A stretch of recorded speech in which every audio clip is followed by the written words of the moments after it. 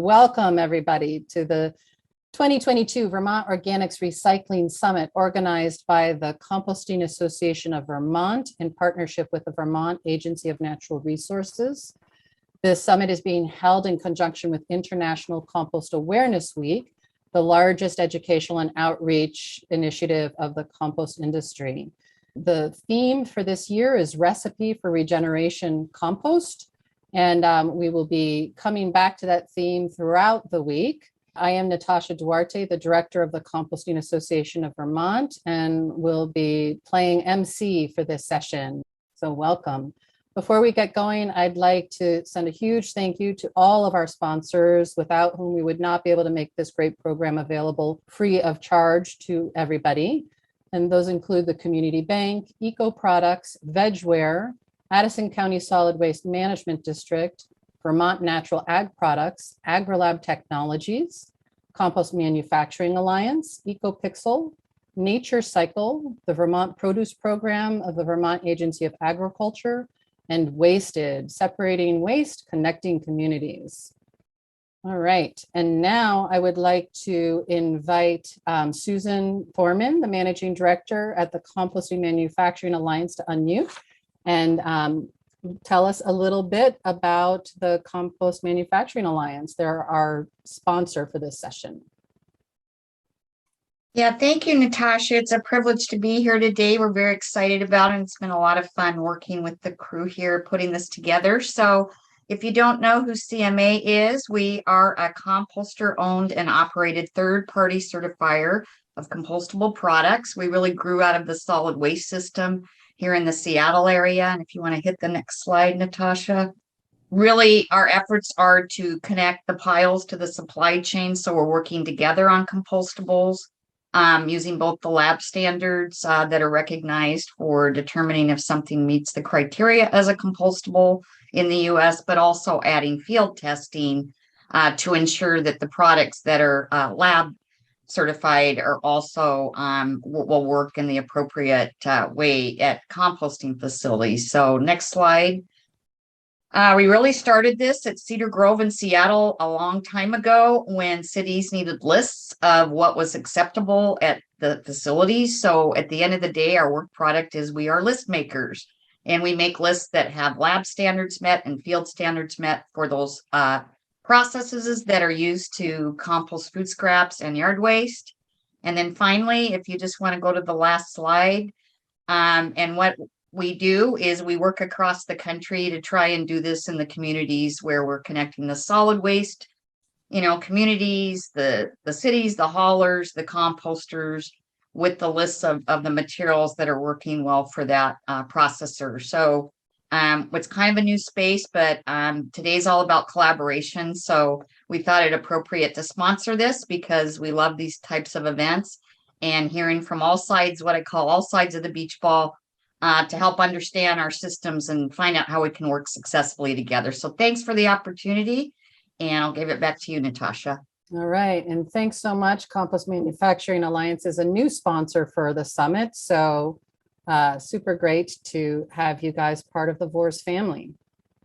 Just a couple housekeeping stuff before we get going. This is the compostable packaging, love it or hate it, let's talk session. So hopefully you're all in the right place. And just a quick promo that this afternoon is the Johnson Sioux composting workshop at 3:30 today at Shelburne Farms Market Garden. That's an in-person workshop, and it does require a separate registration. You can find a link to that on the CAV website. All right, well, without further ado, we're going to get right into the session today, and I'm really excited about it. I want to just start by sharing how the session is going to be run. I'm going to give some background. We're going to do some polls. We're going to hear from, just very briefly, from our different panelists. And then we're going to break into Zoom rooms, and each Zoom room will have its own facilitator.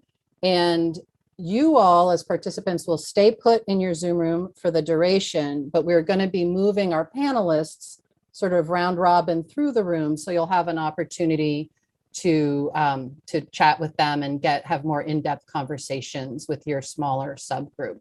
So we're going to actually start by having a poll because we'd like to see who is in the room.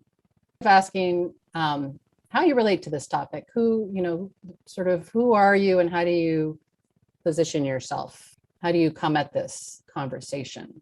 Over 80%. Okay, so I'm going to go ahead and end the poll. It looks like we have 15% of you are compostable packaging manufacturer distributors.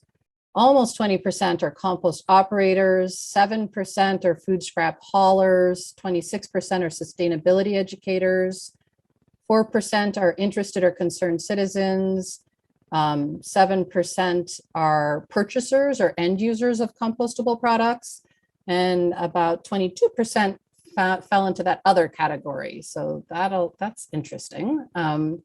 We were trying to think of all the right buckets, but it's great to see that different folks are here.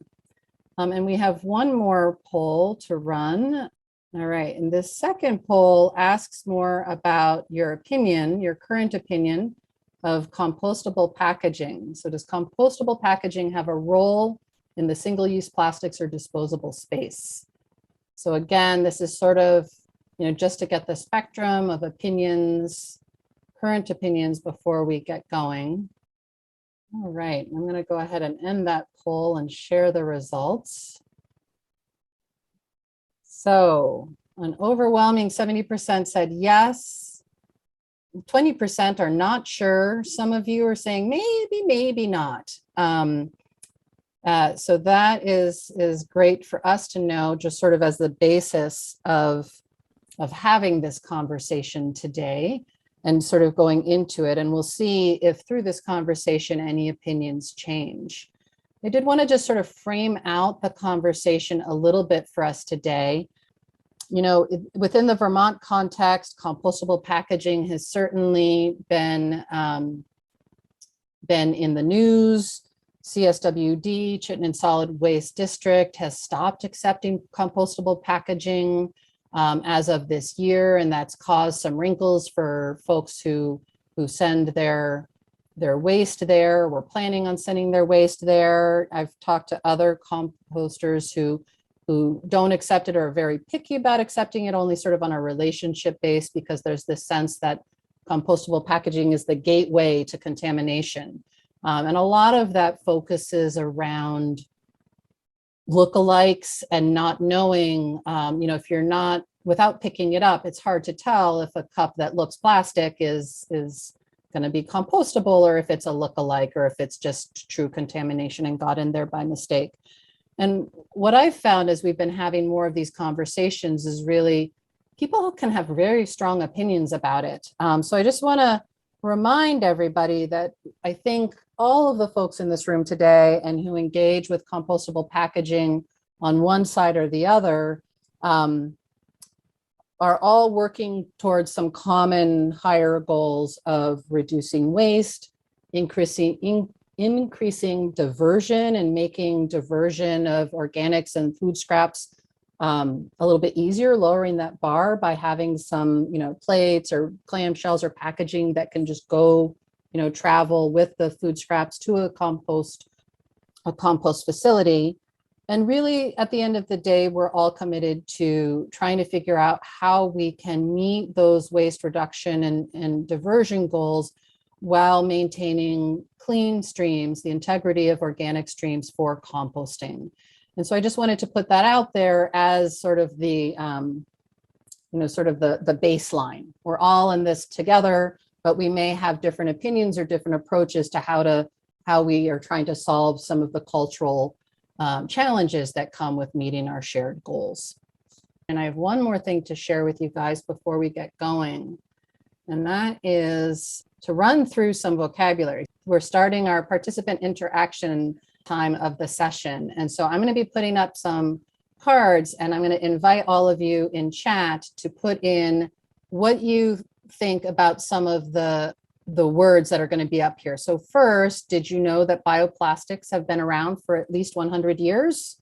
So corn oil and soybean oil were both used to manufacture auto parts for the Ford Model T. And Elly, if you want to add more about that statement. You can. I think you added that one. Did. I just found that that was a new piece of trivia knowledge for me, which really surprised me. So I thought it would be a good one to include here. Natasha, is there any way you can make your screen a little bit bigger? Yeah, let me see if I can. This is what I think this is the full screen. I think that's a little bit better. Thanks. Okay, sorry. So folks, bioplastics. What is your understanding when you hear the word bioplastics? What do you think people are talking about? Warm up your fingers, type away. Plastics made from plants. That's right. So derived from biomass. And these will be made available afterwards, and they do have some references. Plastic type products made from plants. Plastic produced from plant-based or veg-based feedstock. Yep, you guys got it. Biodegradable. And part of this exercise is just to make sure when we move into the Zoom rooms that we're all operating with some shared understanding of what the terms that might come up. So biodegradable will break down. Yeah, so can be consumed by living microorganisms, right? So they help break down into compounds that are found in nature. Breaks down when out in the biological world, but not decomposable.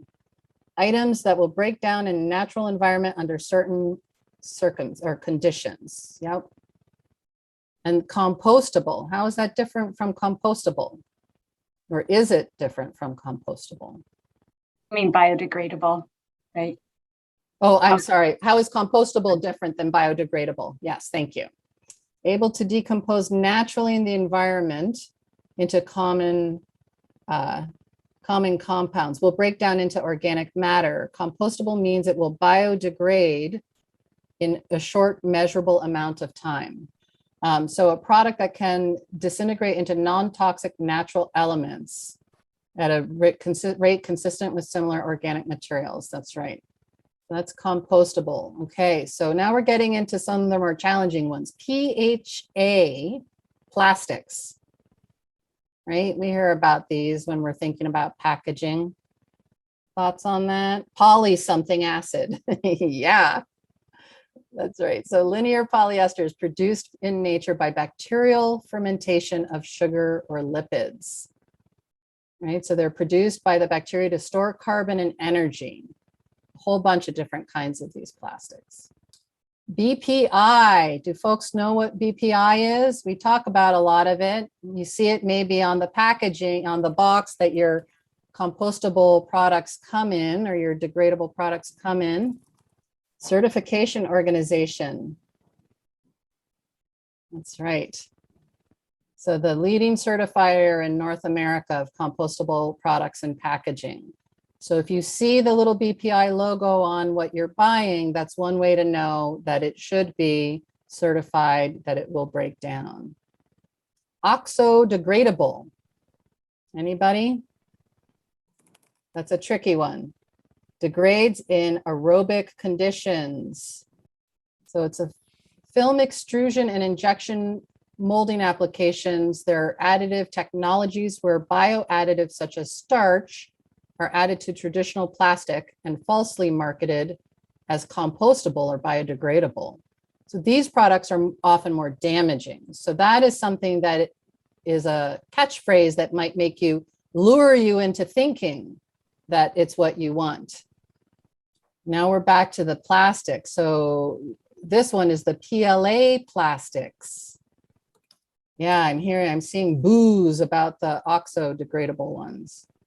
So compostable plastics. These are biodegradable thermoplastic from renewable resources such as corn starch, tapioca roots, chips or starch, sugar cane.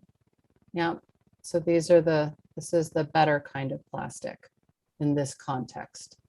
Bio-based plastics. You can see how consumers get confused, right? Like what are all these words? They all sound kind of similar. Are they not all good? A substance derived from plant-based material, whether wholly or in part. So starch and cellulose are two of the most common renewable feedstocks for this. So this is instead of the petroleum-based polymers. We're almost through these and then we'll be moving on. BPA. Bad plastic. Yep. This is like what we think of as just regular old plastic, right? OMRI. Are folks familiar with OMRI? Organic Materials Review Institute. Do you know what they do or how they might be different from BPI? They are different. This is the certifying organization that supports organic integrity by developing clear information and guidance about the materials, so producers know which products are appropriate for organic operations. So this is more on the end use of the compost and what goes into those and how it can be used at the end. Compost. We all know what compost is, right? How would you describe compost? What is it we're all talking about? Because we often think we all are sharing the same definition. A soil amendment, black gold, often misused word. Yeah. So compost is the product manufactured through controlled aerobic biological decomposition of biodegradable materials. So this is often being talked about when we talk about it in the industry, we're thinking hot composting, right? As opposed to like backyard composting, but those can be pretty different processes. So it's good to be specific about what it is, what is the environment that we're talking about when we're talking about composting, and what products act differently if they're not necessarily going to be hitting those temps. All right.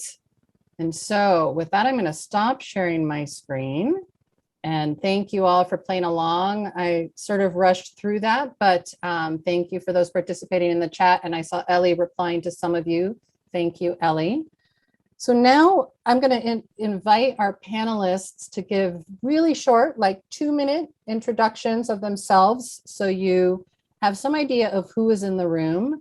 And I'm going to invite you, because we're going to go through this kind of like a lightning round, to jot down, participants, jot down any questions you might have for them or thoughts that come up as you hear them talk about their work, because they're going to be making visits in your Zoom room in just a little bit, and then you'll be able to sort of follow up more specifically with each of them. And so to start with Ham, I'm going to ask Ham Gillett to unmute and share a little bit, and I'm not going to do the big introductions, that's for you all to do, but Ham, you're going to get us going from our panelists.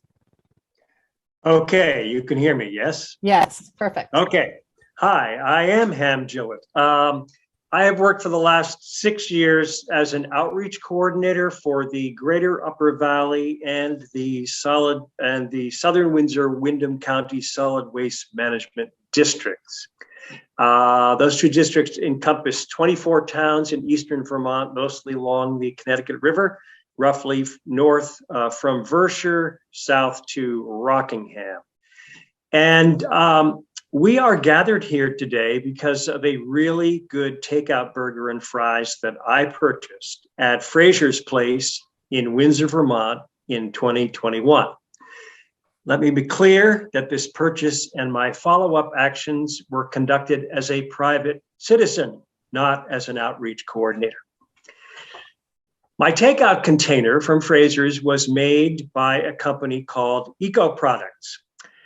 And I contacted them via email with my concern that A, their container would not break down in my backyard cold compost, primarily because of the sort of impervious, quote unquote, liner. B, that I didn't have access to a commercial composting facility where it eventually would break down. And C, it was headed for the landfill. I received a very comprehensive response from Toby. I'm sorry, Toby, I'm practicing Alves and I got Toby wrong. Toby Alves, who's with us today. I understood Toby's point of view. I partially rebutted it and we left it at that. Fast forward to this January when Elly Ventura, also with us today, contacted me from her new job at VegWare, recently acquired by, guess who? Eco Products. While learning about Eco Products and her new position, Elly had found my correspondence with Toby And she had a brilliant idea that this would make an excellent topic for the VORS 2022 conference, and I totally agreed.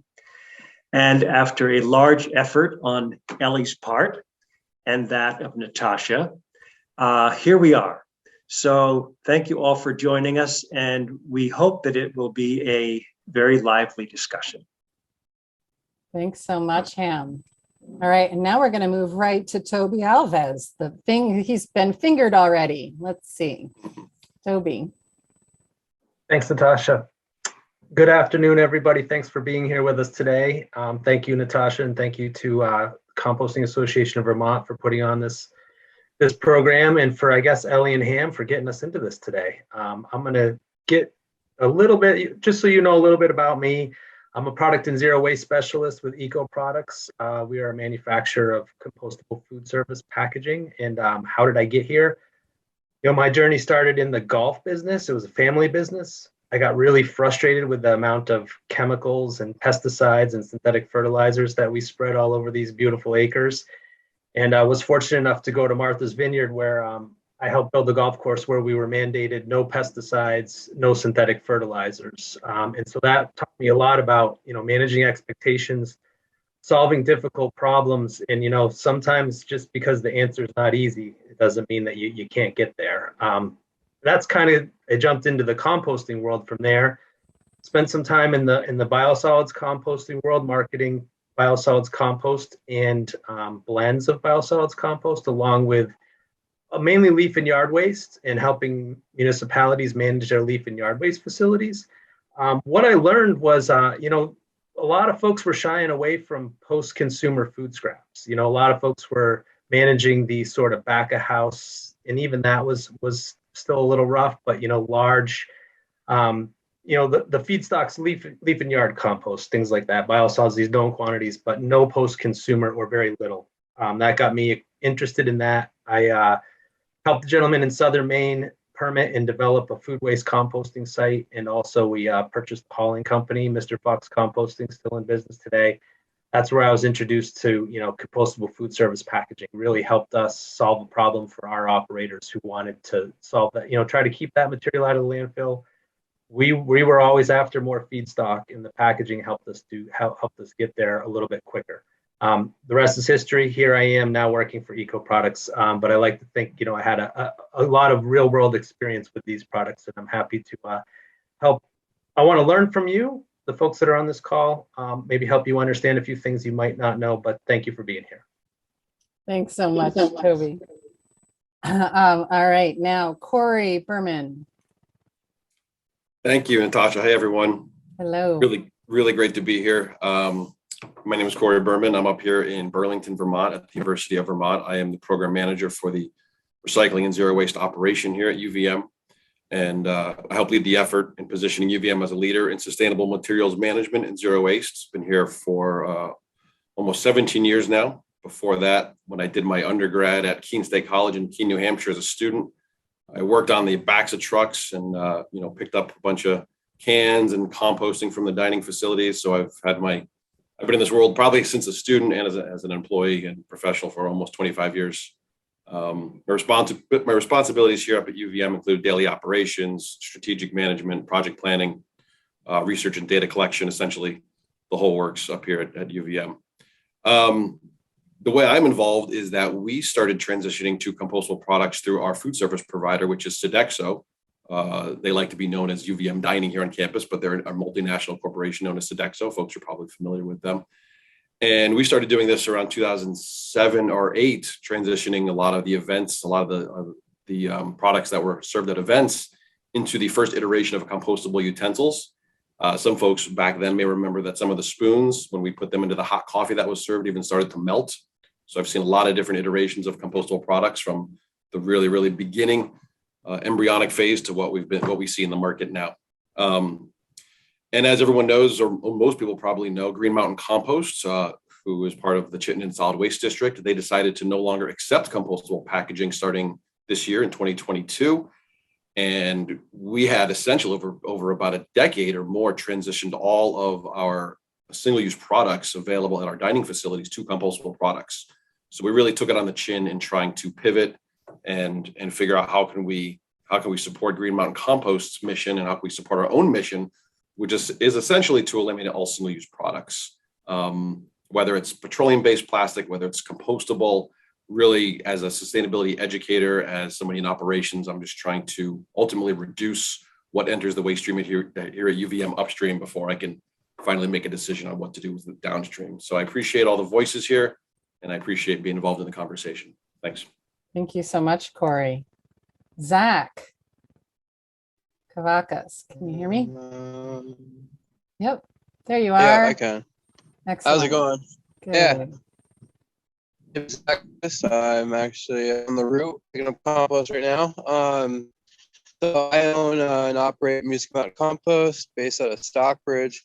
I also own and operate Vermont, which is a composting facility where we pick up the soil. I started the business 2 years ago this July, 6 towns and about 450 customers. And I started it basically just because of the food scrap mandate that went into effect in July 2020. I was unemployed and it was just good timing. As far as compostable packaging, get-go, I kind of didn't know what to do with any of it. It seems like Zach lost his connection maybe. See, oh, there you are, Zach. We lost you for just a minute.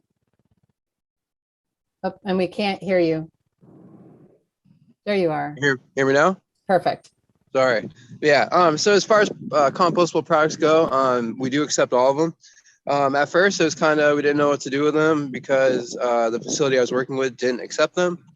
But last October, I opened my own facility, and the way I decided to go at it was we put all the compostable products.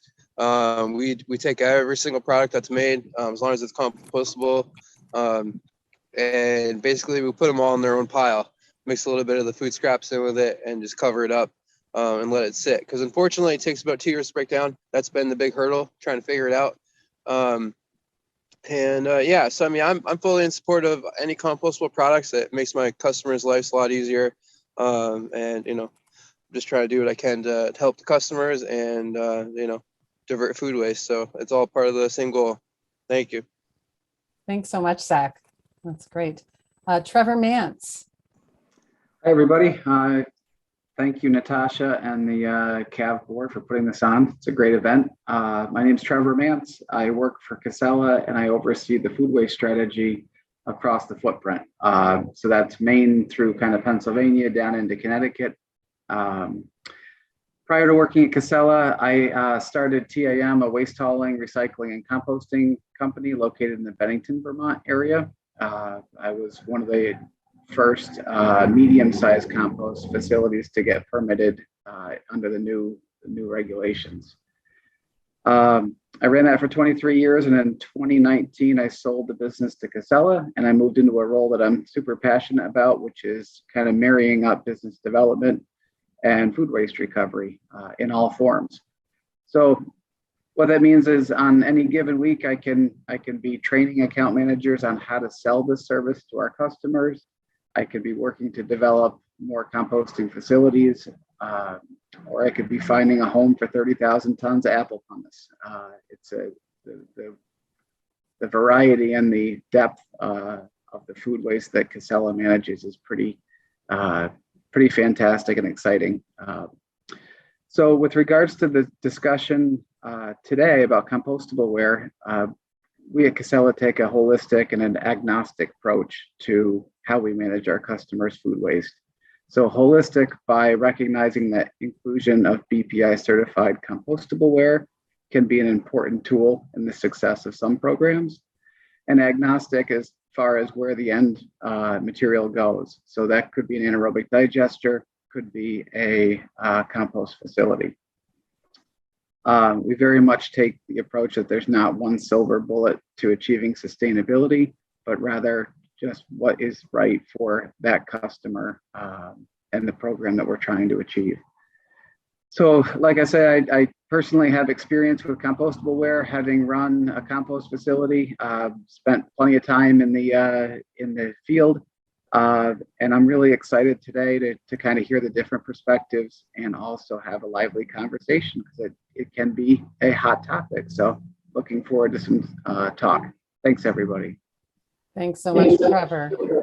And our final panelist to hear from before we do our breakout rooms is Elly Ventura.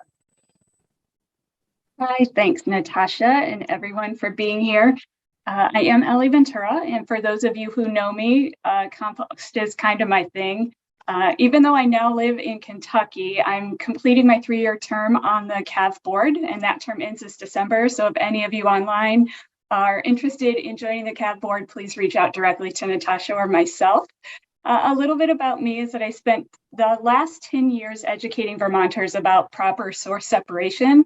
I was integral in establishing Lamoille Soil as the commercial composting arm of the Lamoille Regional Solid Waste Management District. And if you sign up by Thursday, you can do a tour of that facility Thursday afternoon as part of this week. And I also truly believe that optimal soil health is our solution to the climate crisis. Since January, I have been the product and zero waste specialist for VegWare, working very closely with Toby. VegWare is a completely plant-based line of compostable food serviceware. And my main purpose as a product and zero waste specialist is to expand composting infrastructure across the country to help get VegWare into high temperature composting systems and out of landfills. So given my strong, borderline crazy affection towards compost, I would not have enthusiastically accepted this position if it didn't align with my values and efforts for clean organics diversion. I am fully aware at this point in time that there are weak links in managing compostable packaging, right, Ham? Especially for homeowners. It comes up often and was the impetus for putting this session together, as Ham pointed out for us. I look forward to learning with you today in order to identify potential solutions to take back to users and processors of compostable packaging in other parts of the country, and also to take back to our product development team, who continues to work diligently to improve the product line to make it work for everybody. And since Vermont has always been looked at in a leader in sustainable practices, there really is no better place to engage in this dialogue than right here. So thank you for your participation, and I'll see you in your room. Okay, so the next piece of this session is I'm going to be establishing 3 Zoom rooms and each have facilitators. So Anne Bajur, if you want to wave your hand. There's Anne from Vermont DEC. She is going to be the facilitator for room 1. Diana and Susan, go ahead and wave your hands. They are going to be together in Zoom room 2. And AJ, go ahead and wave your hand. She's from a student at Vermont Law School, and she is going to be our facilitator for Zoom room 3. And so just a reminder to all of you folks, remember to record your own rooms and get those to me later. And so this is going to take just a minute or two for me to create the rooms and get folks situated. So just hang tight and you'll be dropped into rooms very soon. Sorry, this part is the manual part, so it's just taking me a minute, but you'll all get there very soon. Okay, this could be a health break. It's really good for the health of your eyes to look a little green, do something different with your eyeballs. That's right. And then come back. Thank you. Public service announcement. Perfect. Thank you, Ann. I'm so glad Natasha's doing this and not me.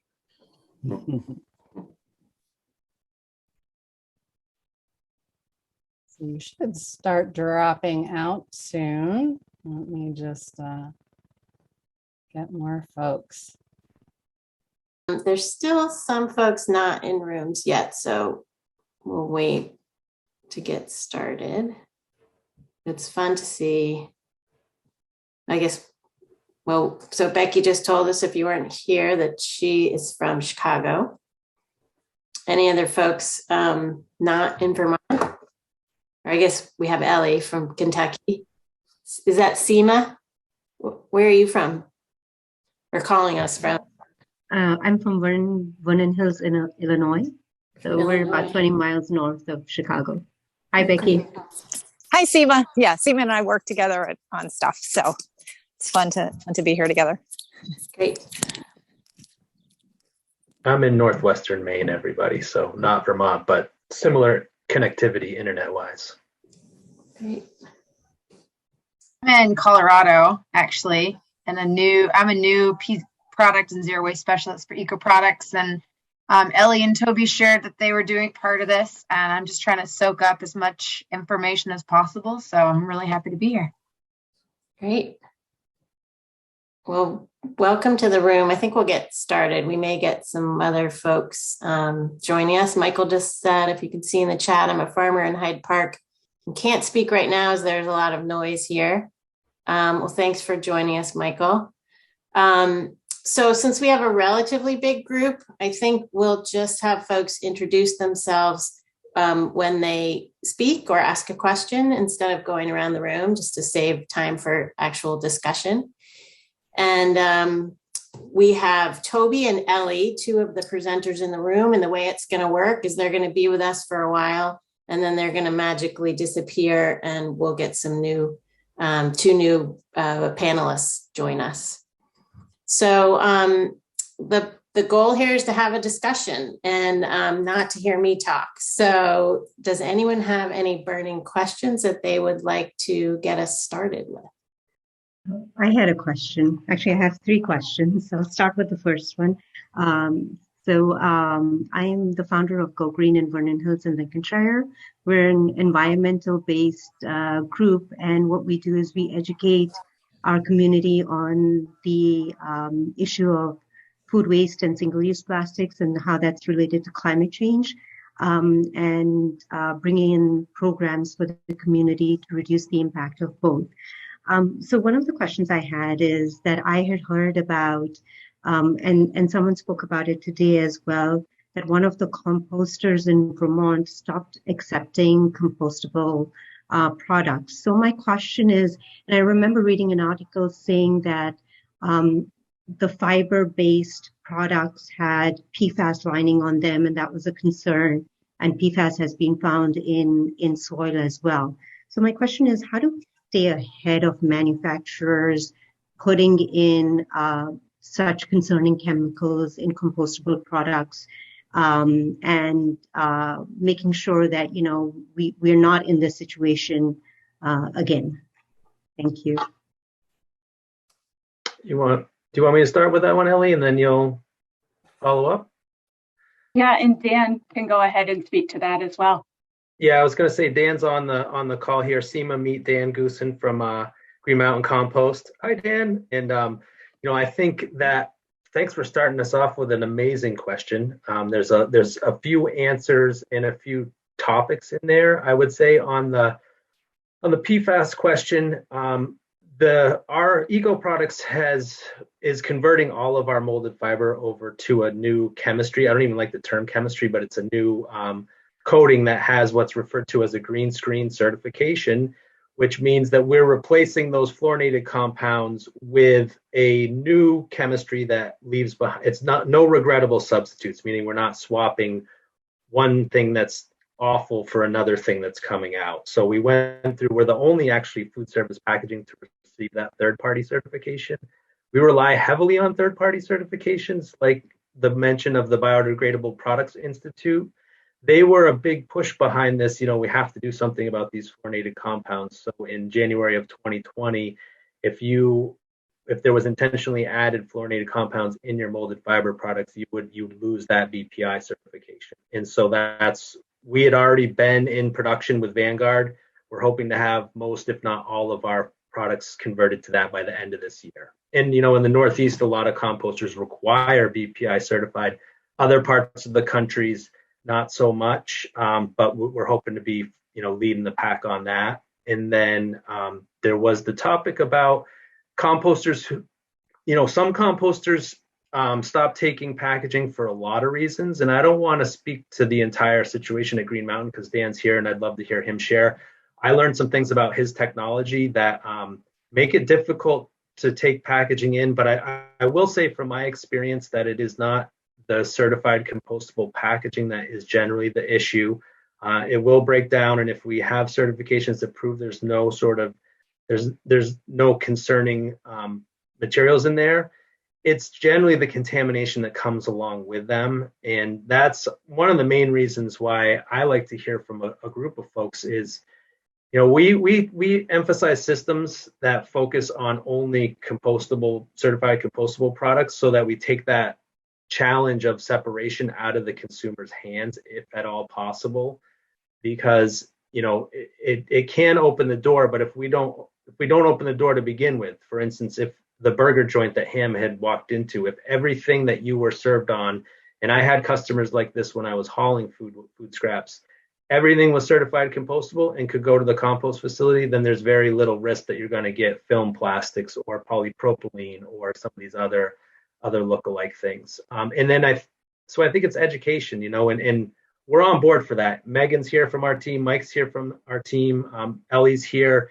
Eco Products is invested in folks that come from the composting and sustainability industry to try to solve these problems. So thanks for an awesome question. I want to leave it up to Elly or Dan or whoever wants to piggyback on that.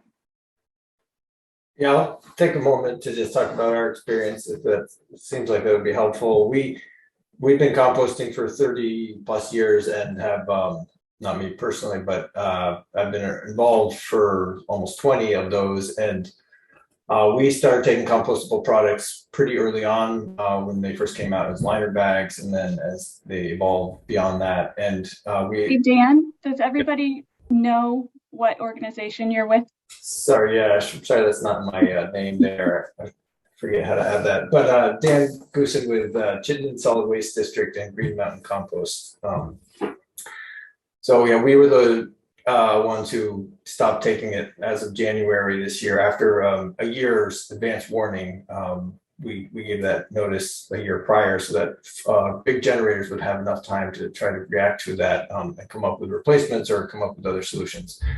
Anyway, we've taken them for a long time. We had a couple issues along the way, but for the most part, would agree with what Toby said, that this current compostable products, certified compostable products, do indeed break down in our facility, mostly, not all within the amount of time that we would like them to, but that the problem we were seeing was that with Vermont's mandated organics diversion law that finally came into full fruition a couple of years back, that we were seeing a lot of new first-time composters, be they homeowners or businesses that were diverting organics for the first time. And with that, we saw a huge amount of increased contamination. And the contamination, again, was not because of the compostable, well, it wasn't the actual compostable products that weren't breaking down necessarily, but all of the other things that come with them. And our perspective is that compostable products can work well and have a place in the overall organics realm, but you have to approach it individually and depending on what the circumstances are for both your as a composter or your solid waste entity or your community. We still accept liner bags as the one exception for our new policy, and we'll be looking towards potentially trying to experiment with accepting something like a vent or something that you can certify would be completely compostable product included for a side stream. I hope that we can figure that out in the future. But it becomes a real challenge. I think part of my beef, I've talked a lot about my complaints about compostable products in lots of venues over the years, and a lot of compostable products, they all cost more, understandably, and a lot of energy goes into their marketing and production and consumption. And I would contend that probably still the majority, I don't have any data to back this up, the majority of them end up in a landfill, be that locally here when they go through a depackaging operation, as a lot of them do currently, or in other parts of the country where there just aren't commercial compost facilities that accept them. And I would say Eco Products and VEGware are great actors in the realm of compostable products. and I think there's been a lot of evolution in that industry over the last 10 years. And there are a lot of people working hard to try to do it right, but it is really hard in places where source separated organics are coming from lots of different streams, and there's not much control as to what goes in them. And you can buy things on the internet, and people are getting their inputs from all over the place. That it creates a problem for many composters, and some people are doing it well, and I commend them. It is easier not to take them, it's very impactful, as you've heard from the upstream generators, to not have that outlet if they've been dependent on it for a long time.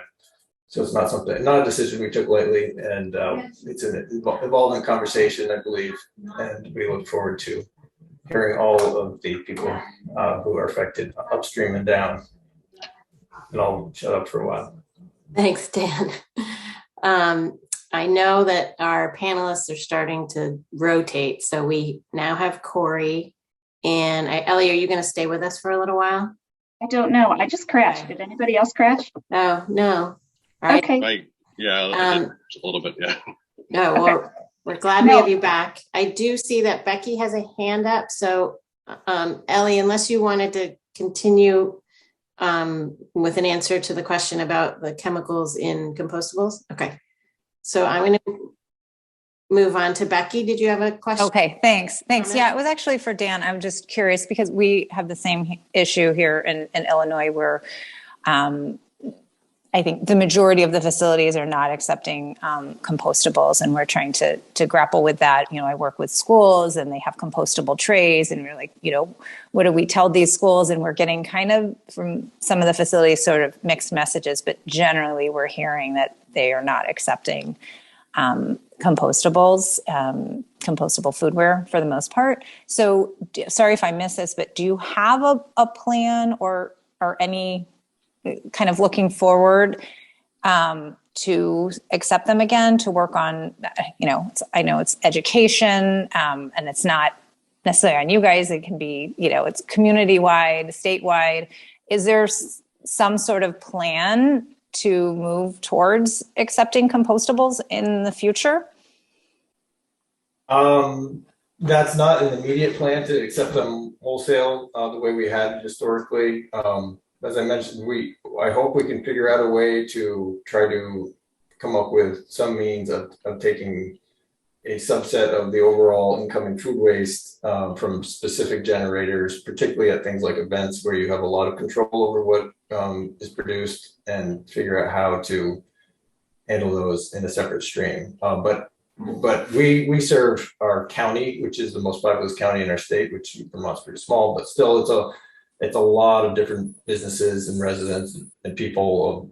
And so to try to get, I think that's the challenge, is that there's a lot of cart and horse scenario going on, or chicken and egg, and that if all that were available were compostable plastics, we'd be in great shape and we wouldn't be having these tricky discussions. But that's a long way down the road. And how do you get there without a lot of complications and problems for the people who are trying to, the end recipients of these products in the meantime? And so we were those end recipients for a long time, and the biggest composter in the state. But we actually, this hasn't been discussed, but Vermont, most composters in Vermont don't accept these products. And I understand that's been hard with our, as we've stepped out of that role for Vermont, but it's not without reason. And, you know, yeah. No, totally understandable. I've just, as an aside, my son is a student at University of Vermont. And so he's been kind of keeping me up to date and is, you know, honestly dismayed. And he understands, you know, what's happening, kind of the behind the scenes and why it's not being accepted. But from his perspective, in the dining halls where they usually use reusables, but then periodically, because they're short staffed, they use their compostable plates, whatever it is. And now he's seeing, you know, it's kind of everything is contaminated. You know, the students they're kind of, it sounds like it's just kind of more chaotic. So I know it's something on the university end, and this happens, you know, with probably all users, is that they have to adjust, they have to adapt to the new norm of not accepting compostables. So they have to kind of change their messaging, saying food waste only. And it sounds like, that hasn't trickled down yet, at least at the university. So just kind of sharing that perspective of that side of things. What's happening kind of on the other end is that they haven't adjusted. And I don't know if they're just maybe not composting at all at this point, because they haven't been able to change their messaging. They are. Well, They are. Yeah, what are you seeing? Why don't we let Corey, take it away. Yeah, I can certainly speak to that. I can see that is challenging. We did change our messaging. I mean, we certainly changed all the point of disposal messaging, got new signs, new stickers produced in association with the Chittenden Solid Waste District. They helped us with some of that outreach. But it has been challenging. I think the majority we're still working on getting people to recycle properly after 20, 30 years. So once you add a third stream to it, it's been challenging to kind of figure that out. And we've sent out messaging on a variety of media platforms. We even created a TikTok account to try to pull in anybody we could.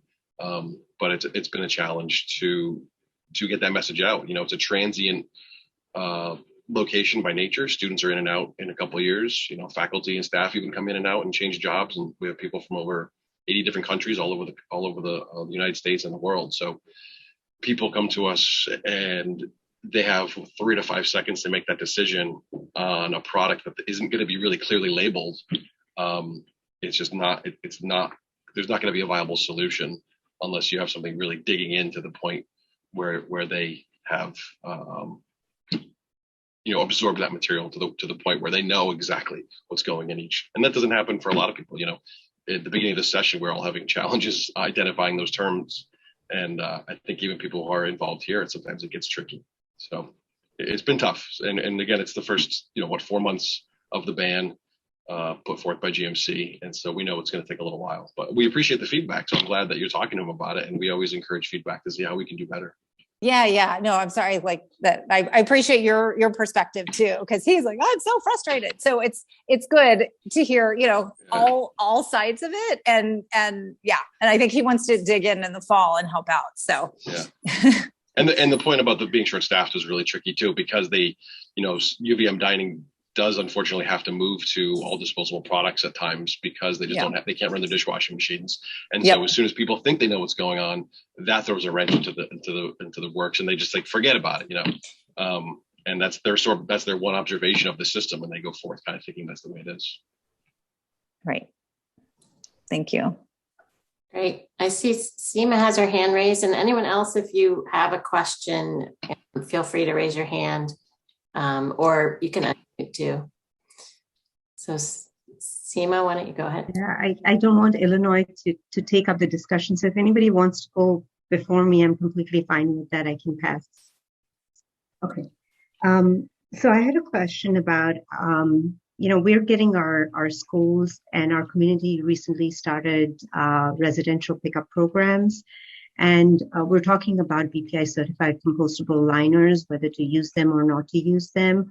I guess this question may be for Dan again. How do you know whether a residential or your school has used a BPI certified compostable liner? That's one question. And then the second question is, once you add these compostable products into your compost, do you test the soil to see for concerning chemicals once you have your compost? Yeah, so the certified compostable liner bags, the benefit of those of liner bags in general is that you can write whatever you want on them and as big lettering as you want, and it's not going to upset any consumers. So they're all really well labeled, and you can tell generally I shouldn't say they are all, but if they're certified compostable, I think they all say usually in pretty big lettering somewhere on there, compostable, certified compostable, BPI certified, something along those lines. And there's a lot of them available. Unfortunately, there are a lot of greenwashing knockoffs also available. And if you go on Amazon and you search for compost bag or biodegradable bag, you'll find a disturbingly large number of them. And we get a lot of those. To the point where we sometimes wish we didn't have any compostable liner bags, even because we're running the same problem we were running into with everything else. But they are important. We've decided in terms of decreasing the ick factor with generators trying to divert in a way much more impactful than a lot of the other single-use disposable items. And so we've committed for the time being to accept them. And it's a challenge. You can, unless you've got legislation, even if you have legislation. So there's legislation in places like Washington and California that disallow things like biodegradable, the word biodegradable being associated with a product that is sold in that state. Oxodegradable, there's a lot of these terms that are very misleading and confusing. People trying to do the right thing and buying what's probably a cheaper option when they're shopping online. So Vermont, I'm hopeful that we will enact similar legislation moving forward so that those of us who do accept these products will be a little bit more protected. So yes, we accept them, and we pull out the polyethylene versions all the time and landfill them, and it's discouraging. And they're green, you know, they go even as far as making them green or light blue or something to make it that much more confusing. So you can't tell unless it's written on it, essentially. And often, you know, the packaging that they come in is where, if they're not labeled on the bag, it's on the packaging, and you don't see that as the end recipient. And as to your other question about after you've done the composting, do we test for potential contaminants, for instance, coming in with various things? We do test for certain things. We don't test for PFAS is the big one of concern that people associate with the molded fiber products historically, and the fast food wrappers and such. We have not there. We know there's PFAS all over in our environment, and luckily it seems like the consumers, or the manufacturers and the companies that utilize those products by and large are reducing. They're changing. They recognize it's a problem, and they're getting out of it quickly. And we're no longer concerned about it because we're no longer accepting them at our facility. So, yeah, we test for a lot of things, but PFAS is a really tricky one to test for. And so we haven't done that. That's not been mandated anywhere in the country, I believe, for compost yet. So. Thanks, Dan. So Michael has his hand raised, but before he does, I just want to recognize that Trevor has joined us, and he, as a former compost facility operator for a long time, might have some things to add to that answer. But Michael, do you want to ask your question first, and we can circle back if we need to? Well, it's more of an answer is a question that popped up in the chat about labeling on the boxes for liners. How it says it'll have an ASTM standard to it, but then the box comes in and it has no label and the bag's not labeled. Personally, just as a company that is all about labeling everything, if you get a box and it's not labeled, I wouldn't put that in a compost pile. To what Dan has said several times now, there's quite a bit of greenwashing going on out there with our competitors when they put a product out there saying it's green when it's not. That term we discussed earlier today, oxodegradable, has showed up on some t-shirt bags in the Vermont market ad nauseum, and the bags are green, and those have landed in Dan's piles probably way more than he ever wants to see them there.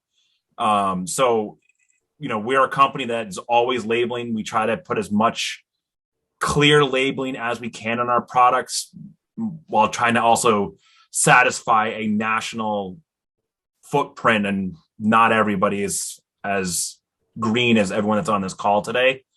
So, you know, in my opinion, if it's not clearly labeled, I would not be putting that into a compost bin. I would not be even considering sending that to a compost facility. Thanks, Michael. So Trevor, I don't know if you want to weigh in, and I'm not sure if the 802 number, if that might be Zach.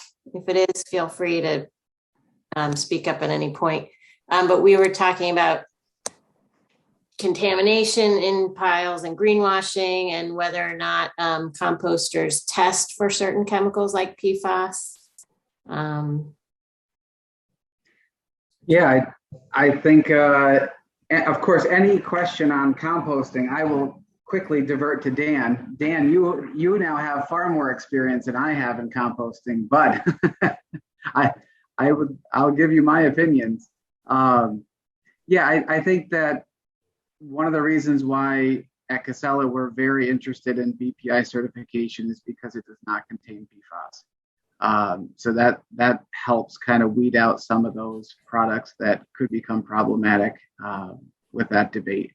Beyond that, we have had good success. I have had good success with compostable ware, save for maybe the silverware that often makes it through the screener and then has to be kind of put into the next batch.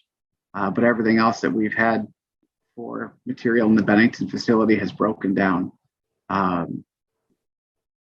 So yeah, happy to answer any questions. So do other folks have other questions? I have a question about finished compost that is obviously contaminated. Do we have any good uses for it? I mean, I still feel that it's better than being in a landfill, but shouldn't be applied in an agricultural sense. Where can we put this stuff? I'm happy to take a shot at that if you want. But if anybody else wants to jump in, go for it. Hearing none. So there's a lot of what you consider contaminated compost will vary greatly depending on where you are. And here in Vermont, we actually enjoy some really high quality compost compared to what is produced and sold in many parts of the country. So consider ourselves lucky if you're here. But even here, there's probably some stuff that most folks would consider contaminated. There's a lot of news about not compost necessarily, but digestate and where that ends up and some concerns around that. And they're just started testing for, or eventually will be testing for microplastics in compost, which is going to be a universal problem, likely, anybody who takes any food waste. And so it depends on how closely you look and what you're looking for. But if something were considered to be contaminated for whatever reason, there are non-food applications for compost all over the place. There's a lot of work in roadways. Texas uses hundreds of thousands of cubic yards in their roadways, doing landscaping and slope stabilization along construction projects and that sort of thing. So depending on the quote unquote contaminant, that can be a really good use for something that you might be less comfortable putting in a backyard garden or growing food with necessarily. I didn't quite catch the question. I'm sorry, my audio was not great. I was wondering about applications for obviously contaminated compost. Okay. Yeah. Yeah, and I think beyond whether or not it's contaminated or not, I think that it's really important that a composter comes up with what market they're trying to sell it to, and then kind of backs up their acceptable feedstocks with that in mind. So for example, if you want to make certified for organic use compost, no amount of compostable ware is acceptable in that system. You will not get your certification. But that doesn't mean that it's not good compost. It just means that you kind of shaved off that market. We compost a variety of different items, from biosolids to food residuals to material out of depack facilities, digestates, like you say, Dan. Each of which has a different characteristic and quality level and fits different markets. So I think that I would say that if you have pure, like what we may consider contaminated, as in like large pieces of plastic, I don't think that should ever be released into the market. I think that we want to keep a certain quality standard, but recognizing that different feedstocks make different quality compost and different applications is key. You remember, an early mistake in my career was to give a discount and sell unscreened compost, for which I was assured that somebody was going to screen it and make the proper compost, and they didn't. They used it at the discounted rate, and then it was a black eye because there's just spoons in it and like metal spoons and forks and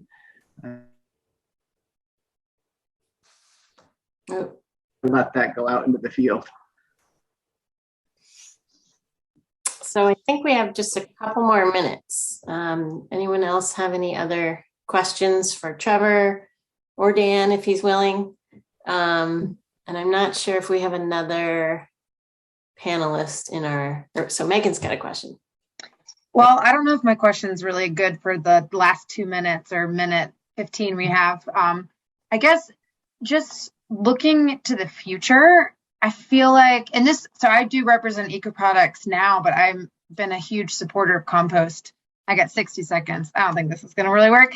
I guess if, it seems like most people working in the industry of compost and of organics recycling, the goal is to prevent as much as possible from going into the landfill. And I'm sure every 45 person, in this entire discussion that's our goal, right? Is to like reduce as much contamination to the landfill. So I guess looking forward, would it be like consistent labeling amongst all packaging? It seems like consistency is key in order to divert as much as possible, because if we know certain things do break down in certain systems, how can we all achieve that goal of just putting as few of products in a landfill situation? Or is it just going to have to just be very localized, as it already seems? One of the issues with compostable and outlets is this patchwork quilt of acceptability. So Bennington area, my old compost facility, still takes BPI certified compostable ware. So any division of Casella hauling to there, which would be kind of like Rutland South, accepts compostable ware. White River Junction uses the Lebanon landfill, which has a compost facility, accepts BPI certified compostable ware. So White River area accepts it. The Burlington Montpelier divisions with CSWD not accepting it has kind of thrown us for a loop as well. So we do have some nuances in our service area on that. So in Vermont, the northern part of the state is currently not accepting it unless it's a really large generator that requires it. And then what we do is we move that material further away to accomplish their goals. Does that make sense? Yeah, so can you tell me what BPI certified is again? Sorry. Sure. So BPI certified Bioplastics Institute, which is a third-party testing agency. And one of the things that it does is it ensures that there's no PFAS in it. Some compostable ware does have PFAS. If somebody doesn't know that term, happy to kind of dig in on that a little bit, but it also ensures that it breaks down, it changes its molecular structure in the composting process instead of kind of turning into smaller pieces of itself. And I just, because we're a sponsor, I just would be appropriate to add VORS certifier, but we're composter certifying to lab and field standards, because over time, with more tonnage coming into these facilities, when the ASTM standards that BPI certifies to, which is a great organization, they were built on windrow systems that ran 180 days. And now you have systems especially with food scraps, where you have a higher pathogen control and a lot of other things needed, especially in heavily regulated states like mine, Washington State. The timeline has gone down from 6 months to, in our case, 49 days in the VORS system. And that's very common, and that's happening all over the country. So one of the things we're trying to address, in addition to the ASTM standards that BPI certifies to, is will these break down within the active composting cycle and not end up being really contaminants for a composter to landfill. So I would add that we're kind of the up and coming new certifier, but we really did it to preserve the industry's model for composting what actually works in systems. And this will be a ongoing challenge, but we're also here as a resource in any capacity. If it's BPI you take, that's great. But we're also here just trying to educate people on some of the finer points in the systems. I think that's a great. Sorry. No, go ahead, Zach. Oh no, I was just gonna add, my take on it. I think the biggest issue is really like all these, like people go on Amazon and they buy a box of compostable bags, and And when I put my hands on them, you know, I've been doing it long enough now where you can tell even by looking at it and by touching it, like, you know, it's not really compostable. And that's kind of been the issue for me.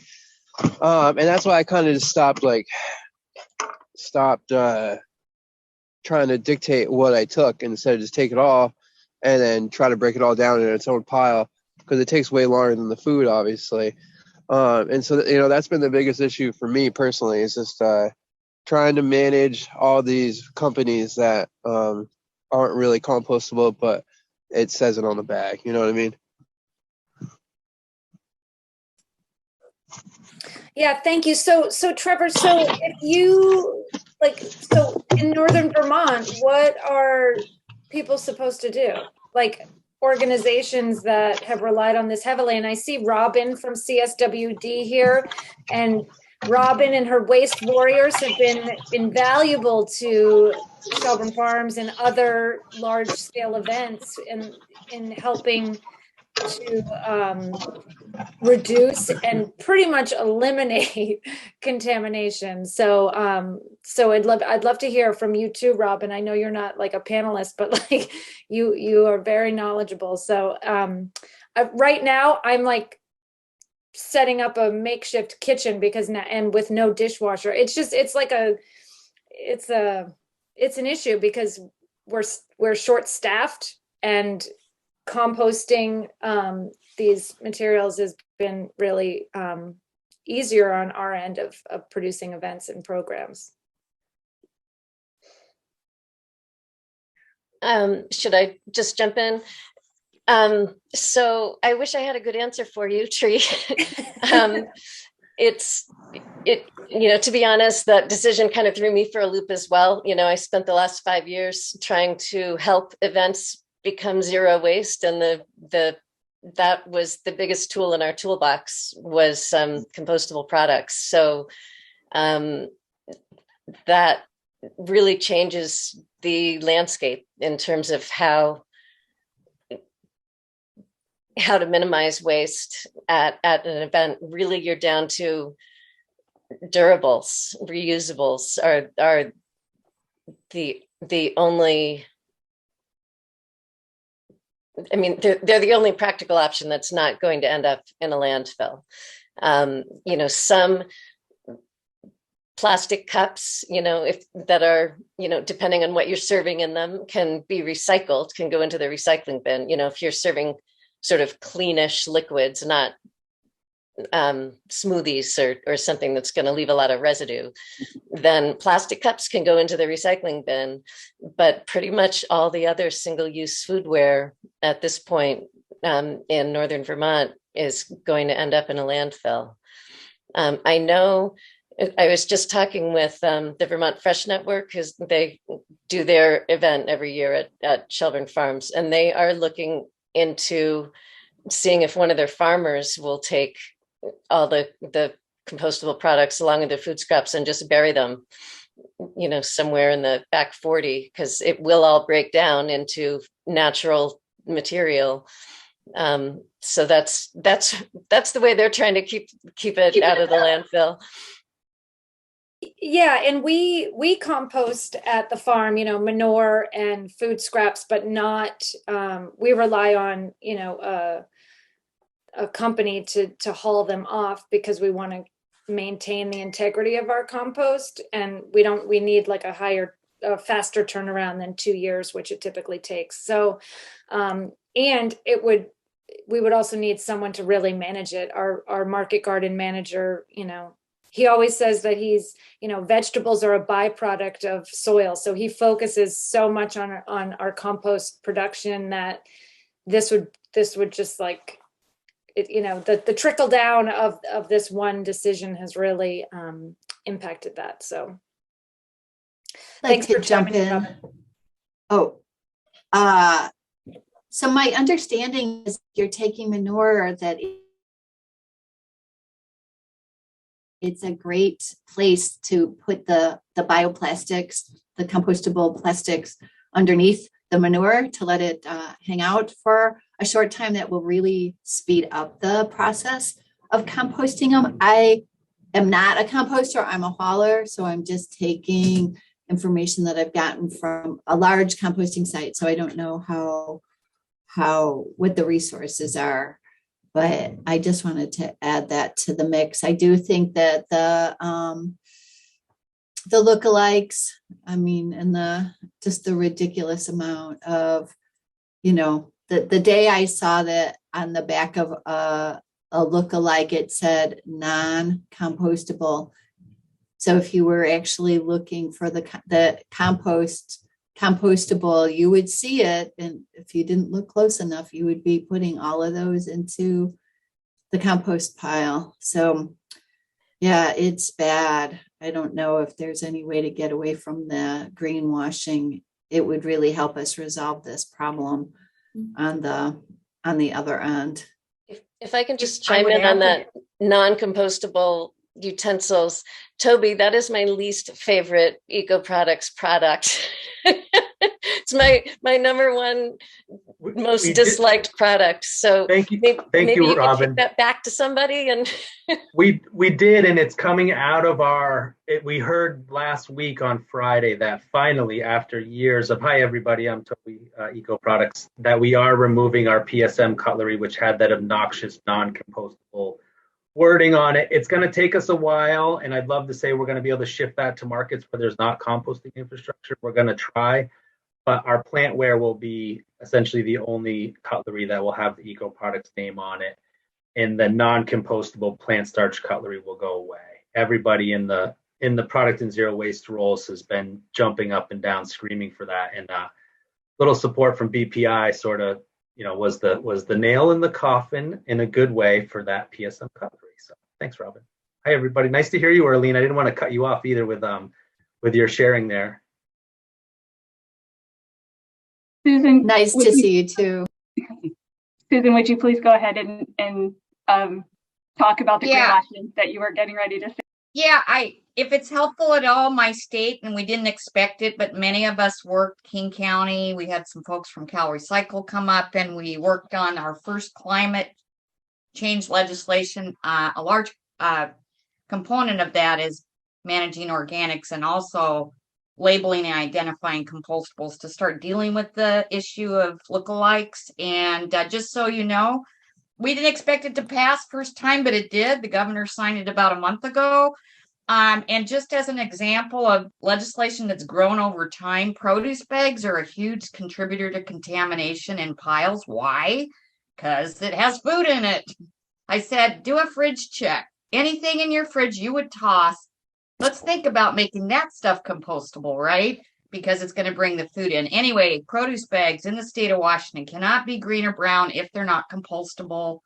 And there's other legislation on identifying compostable products by color marking. And so I just wanted you to know, if it was of interest, we can send you a copy of the bill. And like I said, it just sailed through because this is an issue we've been dealing with for years. And now we have legislation to kind of help the composting and solid waste community deal with it. So I thought I would just send that out as a resource. So that would be great. Oh, sorry. That would be great if it got to the U.S. Composting Council. And the Illinois Food Scrap Coalition has a policy subcommittee. So it would be great to get that information. I don't know exactly what's the best way to connect. Yeah, I know USCC is familiar with it, and they're dealing really, I think, on the federal level, some of the bills that have been promoted federally. But yes, I think they're aware of it, but we'll certainly provide a link to the legislation. And we have a lot of folks, locally that would be happy to be a resource as well. But thank you. Elly, Susan, go for it. I was just going to ask, thanks, Elly. Does it address PLU stickers in any way, out of curiosity? Does it address what? PLU stickers, the stickers on fruit and veggies. Oh, the SKUs. Yeah. I don't think it specifically addresses fruit stickers, no. Yeah. Although we all know that's the bane of everyone's existence. And there are compostable versions out there. There's just not scale. I know. Well, and the cost is like, even at fractions of a cent, it adds up wicked fast. So yeah, interesting. Okay, thanks.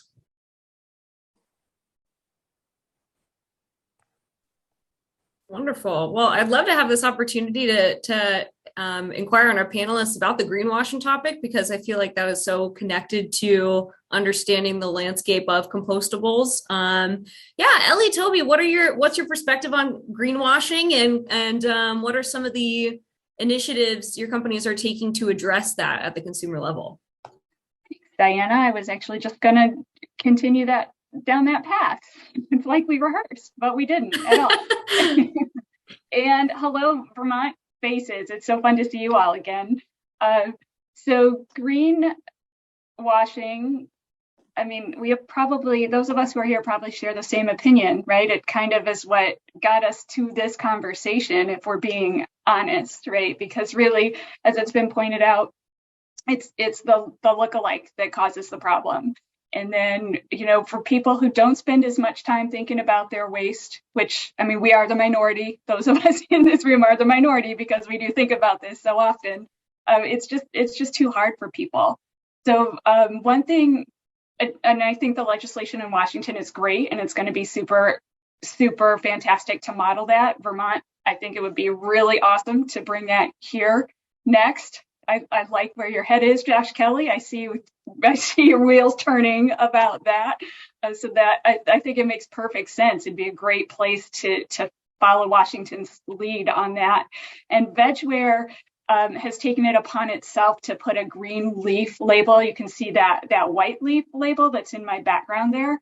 That's a green leaf that's on all VegWare products. But for any of us who have been on facilities that are tipping, right, it's really hard to see that green stripe on a clear cup in 5 to 10 to 30 tons of material. So I think we all have good work to do, diligence, policy, action, and just personal education with people in our circles.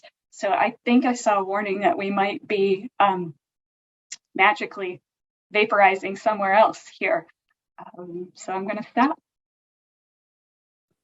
I think so, for sure. Any parting thoughts, Toby, in your last 5 seconds? Yeah, I mean, at Eco Products, our product and zero waste specialist role, we ferret out all our, you know, like the PSM. Sorry to jump in on that, but it's a hot button for me too, Robin. But getting that out of our lineups, out of VegWare, out of Eco Products, cleansing our own lineup, so composters and haulers can trust that what we're providing. And we can do that through education of the operators and distributors, but if we just get it gone, it's much easier. And then I'm a fan of kind of rolling back to let's only work with vetted generators, you know, folks that have been educated, that know what to buy with our assistance and our clean lineup, if you will. And I think that'll protect the composters.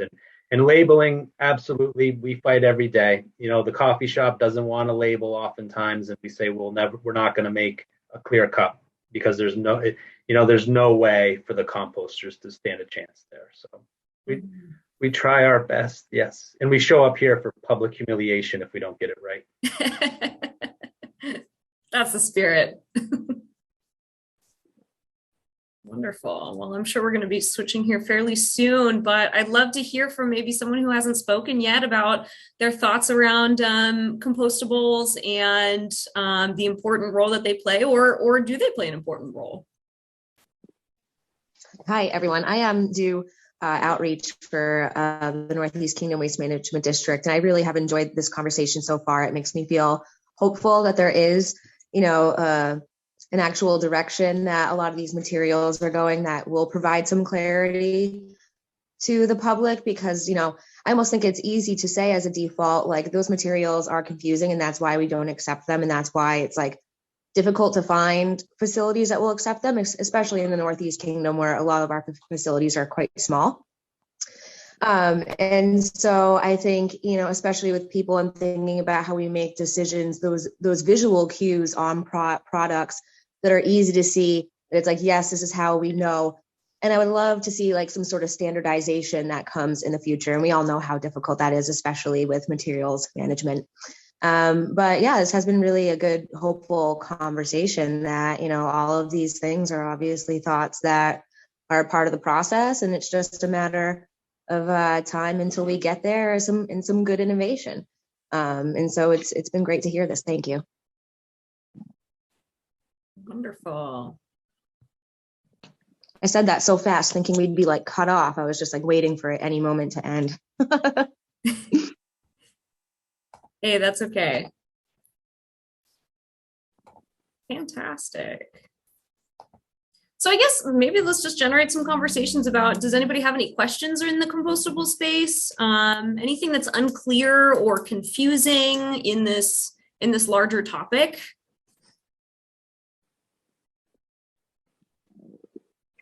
Looks like we have a hand up. John, yeah, John. So there's two of us actually, so it's not just John. I have my colleague Alana, we're from EPA.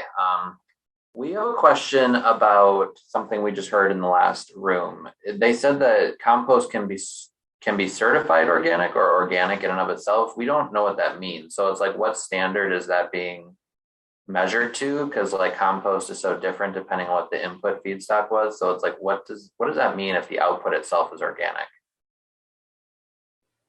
So the National Organics Program specifies what you can define as organic for growing food. And many states have adopted the NOP standard. And I think OMRI is the certifying body for that. So what it does is it promulgates the rules for inputs that can be used to basically claim your product can be used for organic farming or food growth. So that's what it's about. So one of the challenges in those bills when it comes to compostables are in those requirements by Department of Ag, and they lead that, is that you can have a limited amount of what they call synthetics, meaning man-made materials. So I do believe there's some concessions for paper or fiber, but it doesn't allow for synthetic man-made materials to be an input. So what's kind of interesting about that is you can missort a plastic bag and that's okay, and you can still have an organic cert, but you can't deliberately take a compostable product and put it in and still claim organic status. So that's how that works. And that's why some composters won't be able to take compostables if their whole site only sells organic material under the NOP guides. So that is an obstacle to compostables for some facilities. But we've also seen larger facilities that have the room, which can be another challenge, where they source separate all their landscape materials and create their organic OMRI certified NOP compliant materials in a separate part of the composting operation. So that's what I've seen and heard across the country on that. So Hamilton, do you have anything to add to that? Oh, there we go. Sorry, I blew in the middle of the question, but I'm sure that Susan probably answered it better than I can. So I'm already learning things that I didn't know half an hour ago. So that's okay. Ham, I can spell you. I'll just add for John and your colleague at EPA, a couple of things that are worth understanding. So you can be a composter of animal manure, and the animals were fed non-organic feed, meaning corn that was grown with synthetic fertilizers, pesticides, etc. And the manure from those animals can be composted and sold as certified organic manure. Likewise, you can take leftover chicken nuggets and McDonald's French fries that your 3-year-old did not finish and are not organic and are composted as food waste into a certified organic compost. But especially the synthesized plastics, commonly potato starch, corn starch, plastic bags, poly liners, the iced coffee cup that we've all seen that's clear, is not allowed in the organic standards. Ironically, about 5, maybe even 10 years ago now, the USDA organic standards were loosening up for strawberries. And why are they called strawberries? Because they use straw for mulch. And what do we use when we don't have a lot of straw? We use plastic. And there's 2 types of plastic on the market that you can use. It's the plastic we all know and love and hate. And then there's the corn-based or bioplastics, which some use as a mulch. And these have trade-offs in our lives. They really provide a lot of weed barrier, and that's why it's good for strawberries. They hold in heat. They do all this good stuff. But if you wanted to sell organic strawberries, you couldn't use a compostable synthetic plastic what they call mulch. Until recently, I heard that that was changing. So it's a little ironic that you can now plow in your plastic and it'll, eventually degrade in your soil with your strawberries, but you can't use bio-based compostable plastics in your compost recipe from containers. So it's an evolving space. It adds to the complexity of this issue. And all I can say is, this is a small little slice of people's lives, and it doesn't often raise to the top to be dealt with, handled, addressed. And it frankly, it comes with pros and cons. I think that's what we're talking about today. Josh, is that Vermont agriculture or is that federal agricultural laws you're speaking to? Federal. Yep. Yep. And so, composters do a little bit of what Zach Cavacas does is they separate piles so that they can have a boutique organic compost certified and they can have a regular discount compost. And Green Mountain Compost, I think Robin's here, can talk about how they used to do that at Green Mountain Compost. I think it's probably less of the decision to move away from accepting compostables was the organic certification and more the contamination in general that can come in with it. I mean, Robin, you can speak if you want to address that. Yeah, no, my sense, and I wasn't involved at the deepest level of all the discussions, but my sense is that you're absolutely correct.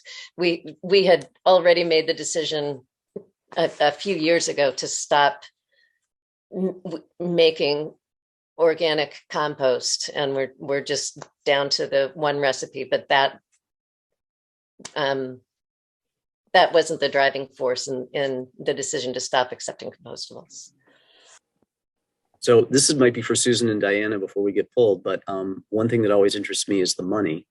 And you guys are kind of connected to the money because the money, we know this, is in the sale of the products. Like, I mean, how many coffee cups does your thousands of customers sell each year? And at $4 a cup, that for the coffee mostly, there's a small revenue for you guys, and you're always going to make much more money than the composters of the small scale that are around the country. So my question for you guys is, I've never seen your organization before, so it's interesting to see, and I would say it's generally good to see. I'm sure you have some fans and some detractors amongst organics recyclers. How are you, and I talked to Toby years ago now, how are you interacting with the composting community? There are those that have a poster on their wall that says, "Thou shalt not take any of these products," and compostables are like target number one, like right there. But we can leave it for the breakout after. It's fine. We might be pulled out. Well, we are composters. We're a group of composters, so we are the composting community. So, but we'd be happy to go offline after the session and give you a bit of an overview. But we are solid waste composting. We're composters working together to do this in a way that helps them. So yeah, sounds we're good. not actually the product manufacturers. We connect the product manufacturers with the composters to try and bridge those systems. Great. Well, you're going to have an interesting voice, I think, in this discussion. So thank you. Yeah. Thank you. All right, I'm going to go ahead and stop the recording now, just so everyone's aware, because we're about to shift back. Good question. For instance, I will answer this, but I just emailed Elly yesterday and I said, "Elly, okay, bottom line, if I were to put that burger container in my backyard compost, what would happen?" And we got into the conversation about PFAS. Well, there are PFAS in the lining of that container. And she said, "Well, you probably got more PFAS from the hamburger or from eating tap water than you will from this." But I always err on the side of, if it looks like that egg carton material, I tell people rip it up and pretend it's cardboard and put it in your compost. But if it has any kind of an impermeable lining, I don't know what that is. And so I would say, I'd put it in your trash because you don't want to contaminate the cardboard in your recycling. Corey, you go for it. You're no.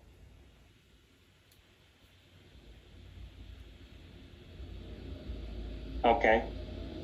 Corey, I'm going to keep blabbing. You just cut in when you can figure that out. Okay, he's going to call in. Heather, I don't know if, I mean, you and I have had emails back and forth about it. And that's my, I come to this with the, you can shoot when in doubt, throw it out mentality, basically. And until we understand what is in these things, these materials, I just don't want people to be putting them in the wrong place. So I don't know if that answers your question, or if anybody else wants to chime in, please do. I was kind of hoping to add to that question.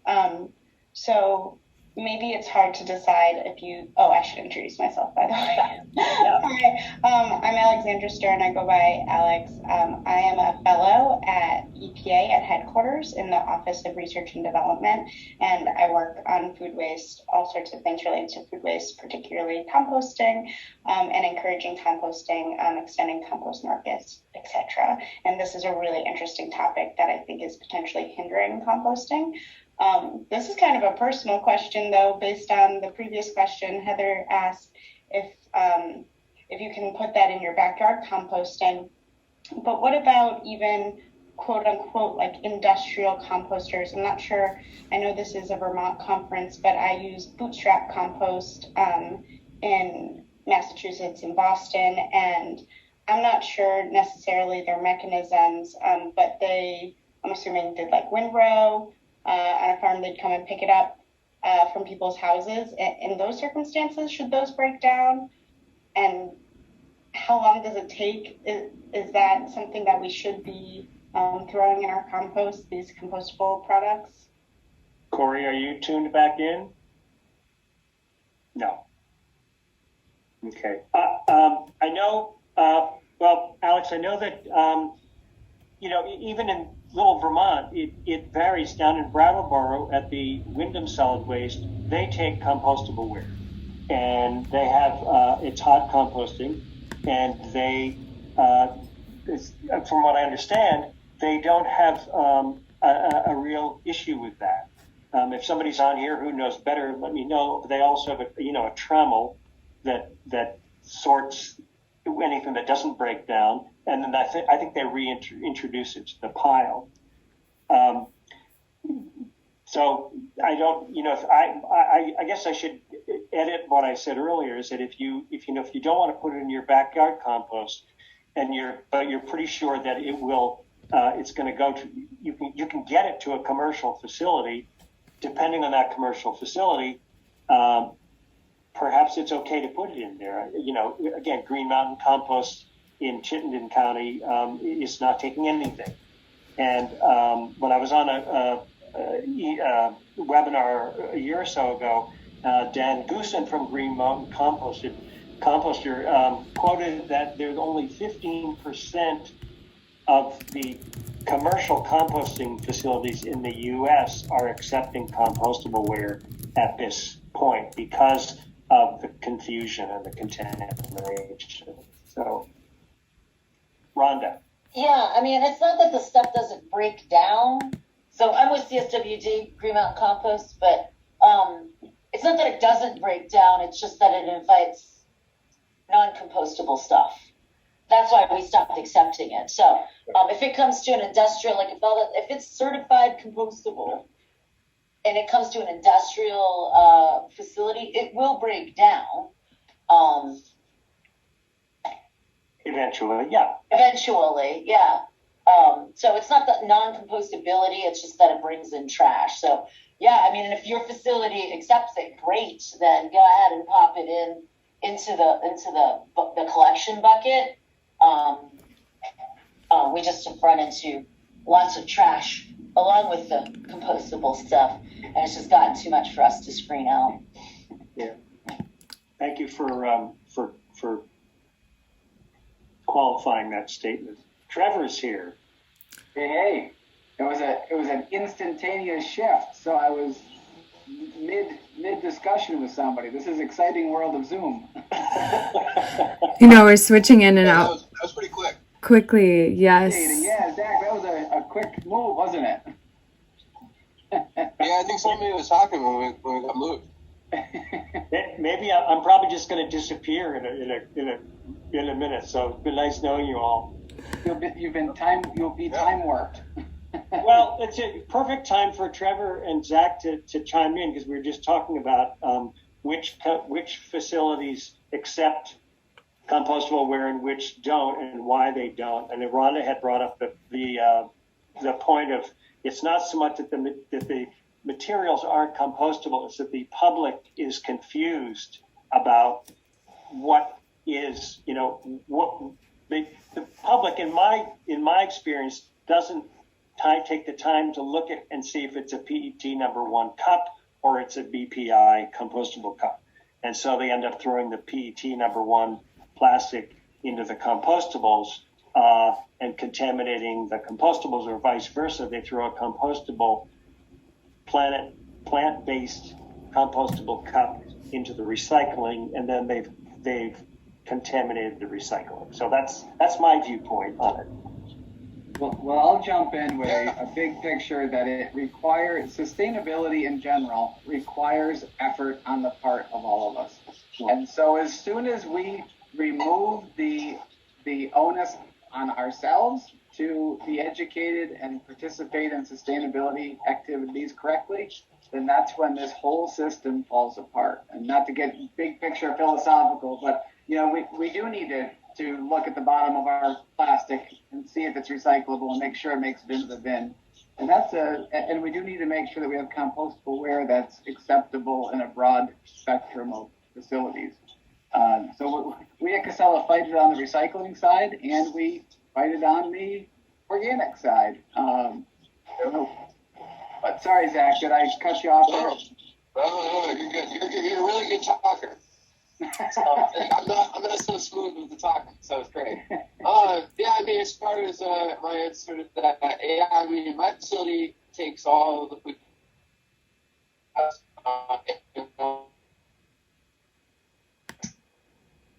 Zach, your connection. Yeah, certified. What's that? Your connection's a little unstable. Okay. Maybe skip me for a minute. I did want to, Antonina has had her hand up.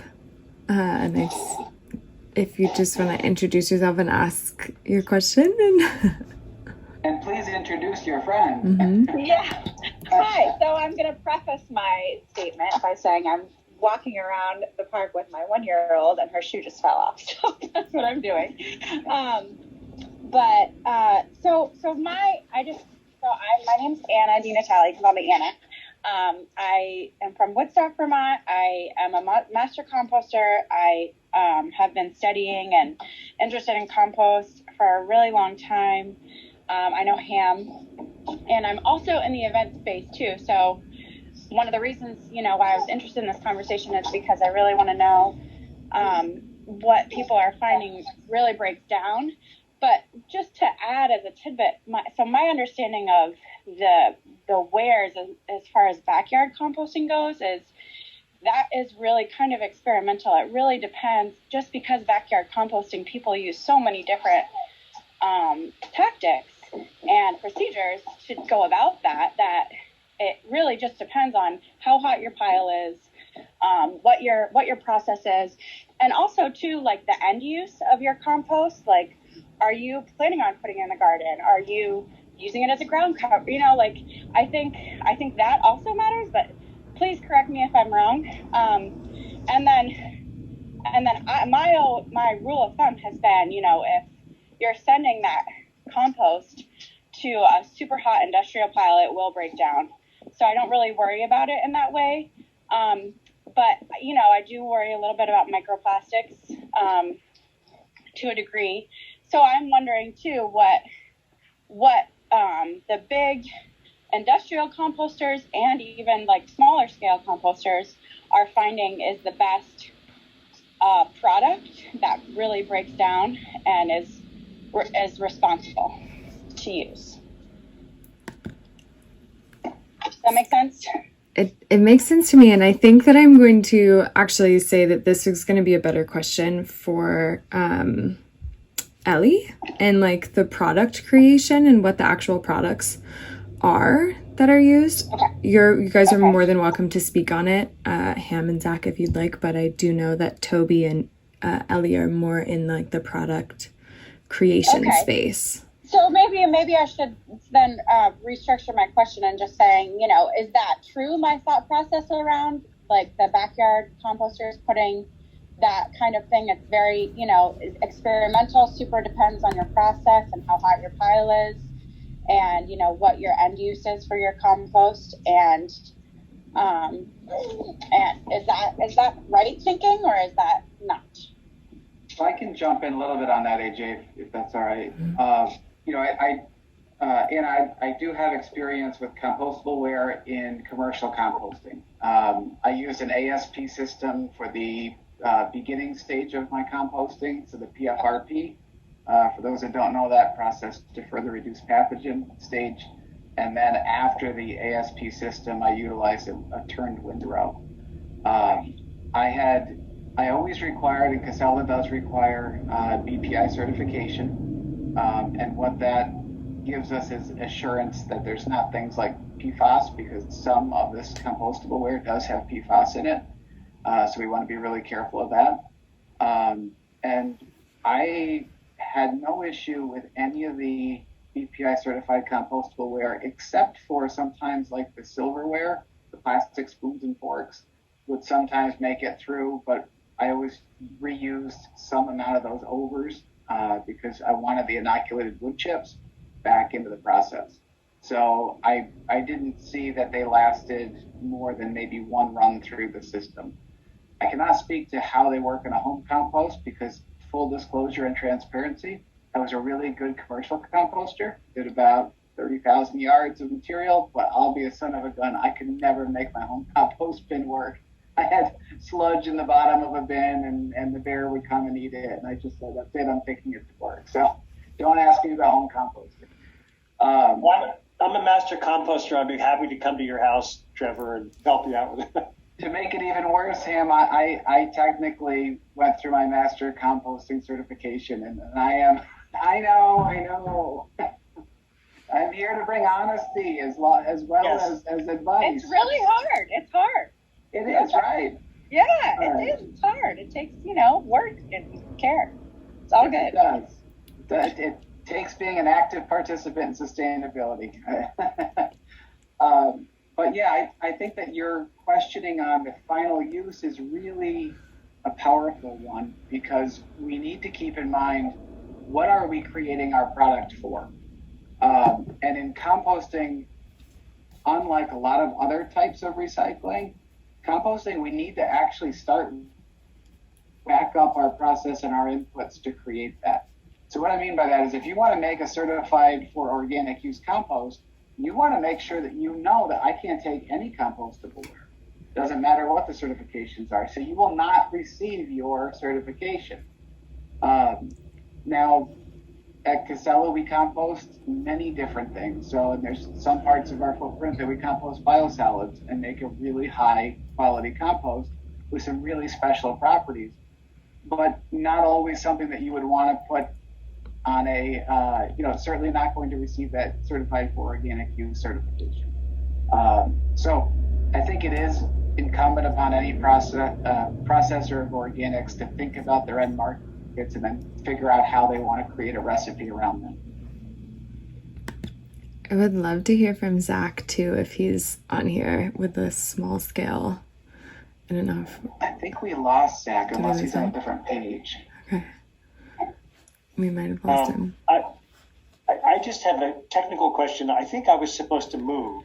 I think you are supposed to move, and that's Natasha's wheelhouse right now, so I will message her and see. We are about to switch, so if you don't switch this time, I'll definitely here's Corey back. Message her. But let's see. I could just leave the room, then I'm going to be in outer space. So I'm sorry about that. I knew, that's why I tested my audio before the meeting, and I knew it was going to give out when it did. So I had to just run to a different computer. Back on. So I'm sorry I missed the discussion. Did we solve the problem? Absolutely. All the problems. And now Now it's time for you to move again, Corey, and Toby's here. Yes, I think that you might be moved soon. So Anyway, I might give it a second and then we'll go to Rhonda's question, or Rhonda, you can go ahead and. I was just gonna say that Cav is doing a study on the compostability of products in a backyard system, or like 6 different backyard systems. And so I think we've got 11 bins up here at Green Mountain Compost participating in that study. So somebody was asking something about at home compostability. So I just wanted to, I don't know the ins and outs of it really, but I do know that they are testing the compostability in backyard systems of products. Hi, Rhonda. Hi, Elly. How are you? Good. How are you? You're looking very dapper today. Oh, thanks. the southern glow. I'm south of the Mason-Dixon line these days. Just to give a little bit more detail about the study Rhonda talked about, that's actually a BPI sponsored study. And so it's going on nationally to do exactly that, to help us close that gap between commercially compostable and backyard compostability for certified compostable products. So I will drop that study info into the chat. And thanks for letting us come into your room. AJ, catch us up.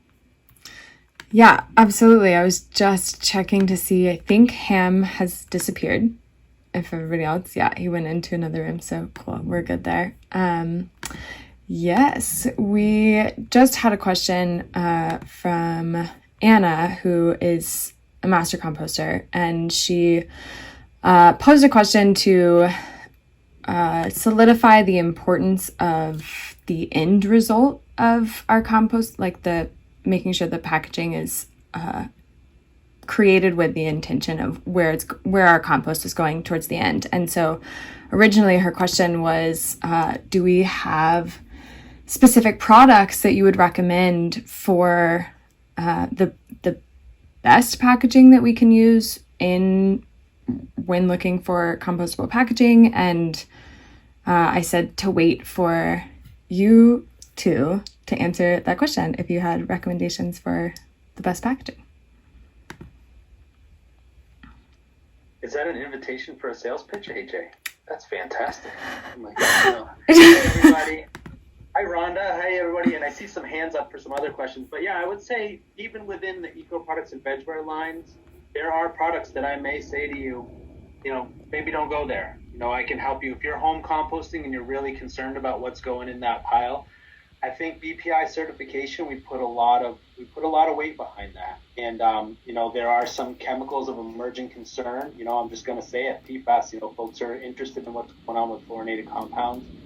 We've got a line of molded fiber that has not only no intentionally added fluorine, and again, whatever your take is on fluorine, this Vanguard line helps address that because it no intentionally added as well as green screen certified, meaning we went to another third-party certifier to make sure we weren't putting in any regrettable stuff. And we're proud of that. Also want to say along the way, we're learning. We don't want things going in folks' piles that aren't going to compost. And when eco products got started, I won't go way back in history, but we're evolving. And there's 6 people who do what Elly and I do within our company, making sure that we have more and more products that will work for you. Home compostability, we can't say it, but I'm really excited that there's studies going on for it. So we're really looking forward to all the hard work you folks are doing. Awesome, Toby. Thank you.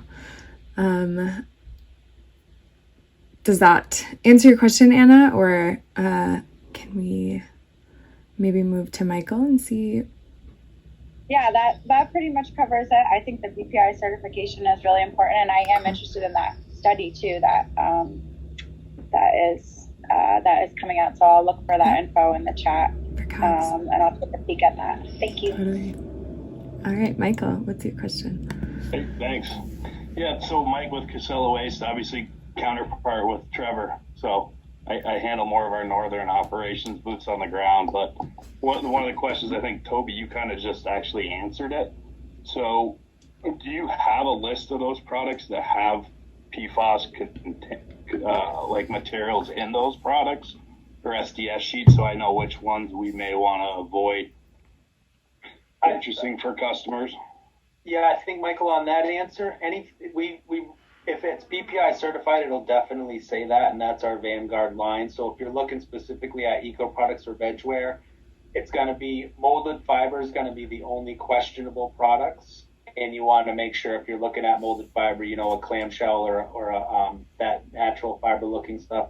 If it's not BPI certified, that will mean that it still contains that grease and water barrier. So if I'm under the assumption anything that's BPI, because we only use BPI certified products, so you're good. Then it's all PFAS or PFO or any of the chains that they put together are free.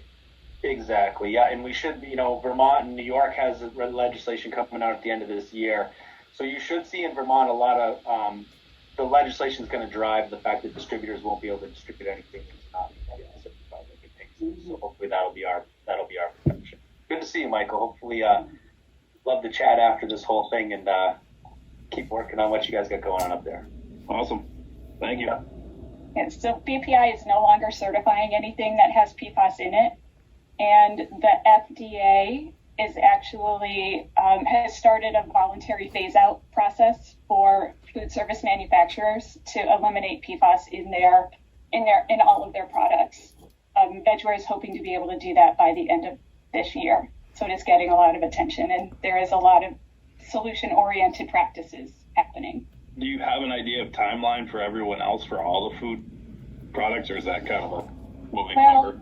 It is a voluntary program, but 2023 is when people are encouraged to have it eliminated from their lines. We're finding that just with the way the world is alone right now, that timelines are very fluid. Supply chain issues?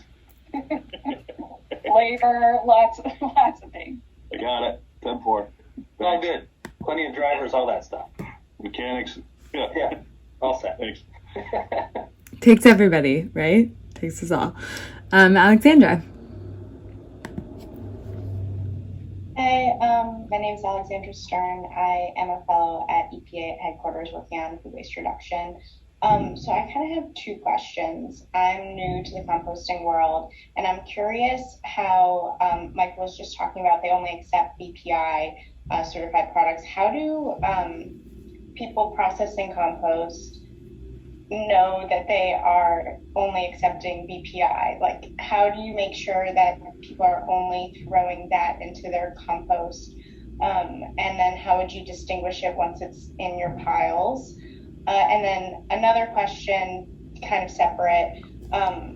As we're talking, I was thinking it seems like the future should be that there's only compostable silverware, plates, etc. for single-use options, takeout containers. And I'm curious what that future, how easily can we reach that future? Does that future make sense? And I guess that's probably more of a question for like Elly and Toby. Go ahead, Elly. You can start. I got a few comments, but I'll let you start off on that one.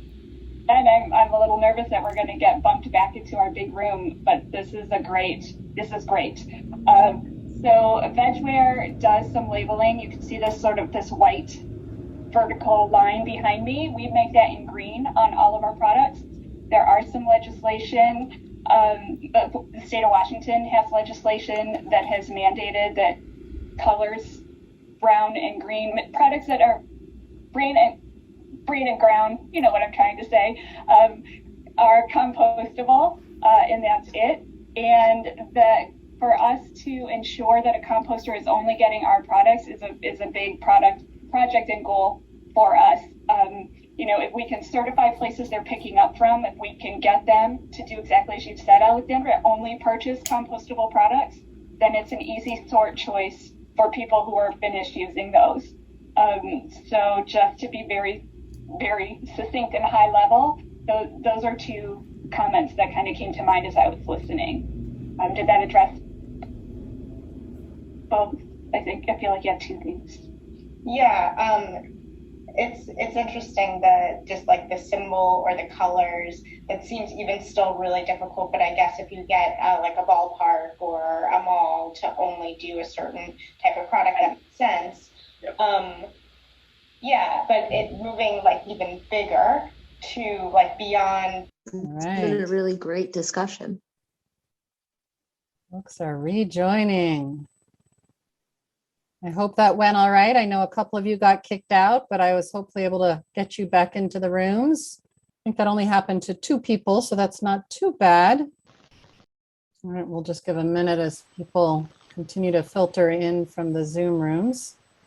How did that work for everybody? Was Quick all right? jump. Some thumbs up? Excellent. All right. Well, glad to have you all back. I hope you had some good conversation. Ham, I don't know where you are, but I think you got stuck in a room for a little bit longer for somehow. I kept trying to move you, but hopefully you got to make the rounds. I missed the one section, but I got a lot of time in the first one and a little bit of time in the last one. So it was great. And I just wanted to put in my 1 cent worth overall is that, first of all, I have learned a tremendous amount of time in this. We could talk about this for a really long time.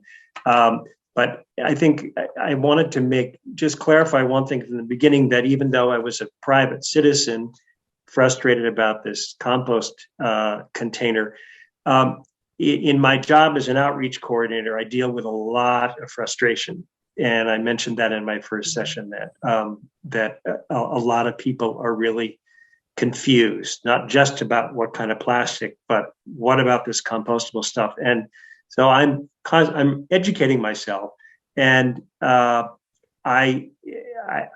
think it's for me, it's a matter of learning what is and what isn't, and then somehow educating the consumer. And there are a lot of really frustrated consumers out there. Yep, for sure. And and that was part of what led to this exact session, right? Right. Can we hear from some other rooms? Anne, or someone in your room? I'm not sure who's going to share out. Do you want to? I can start, and then other folks chime in. We did talk about the challenges and the frustration of consumers, and also Corey talked about the issues at UVM with the transient population, and I would argue that the whole city of Burlington has that issue. And how do you get folks to care when they have a 3 to 5 second attention span? So just continuous education is needed. We talked about the issue with labeling and how it's really important that there's a label on the actual product itself that says that it's BPI certified or compostable, not just to trust the box that it came in.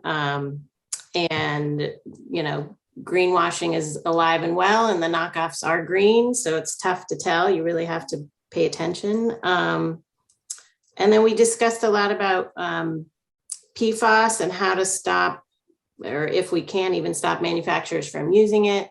And if compost facilities are testing it at the end use. And we talked a little bit about how, compost has different levels of, purity, if you want to call it that way. And it just because you don't have an organic compost, it doesn't mean that there's not a great end use for it, like on roads, landscaping, things like that. I don't know. Anybody else in my group want to chime in? We had a great discussion. Great. Excellent.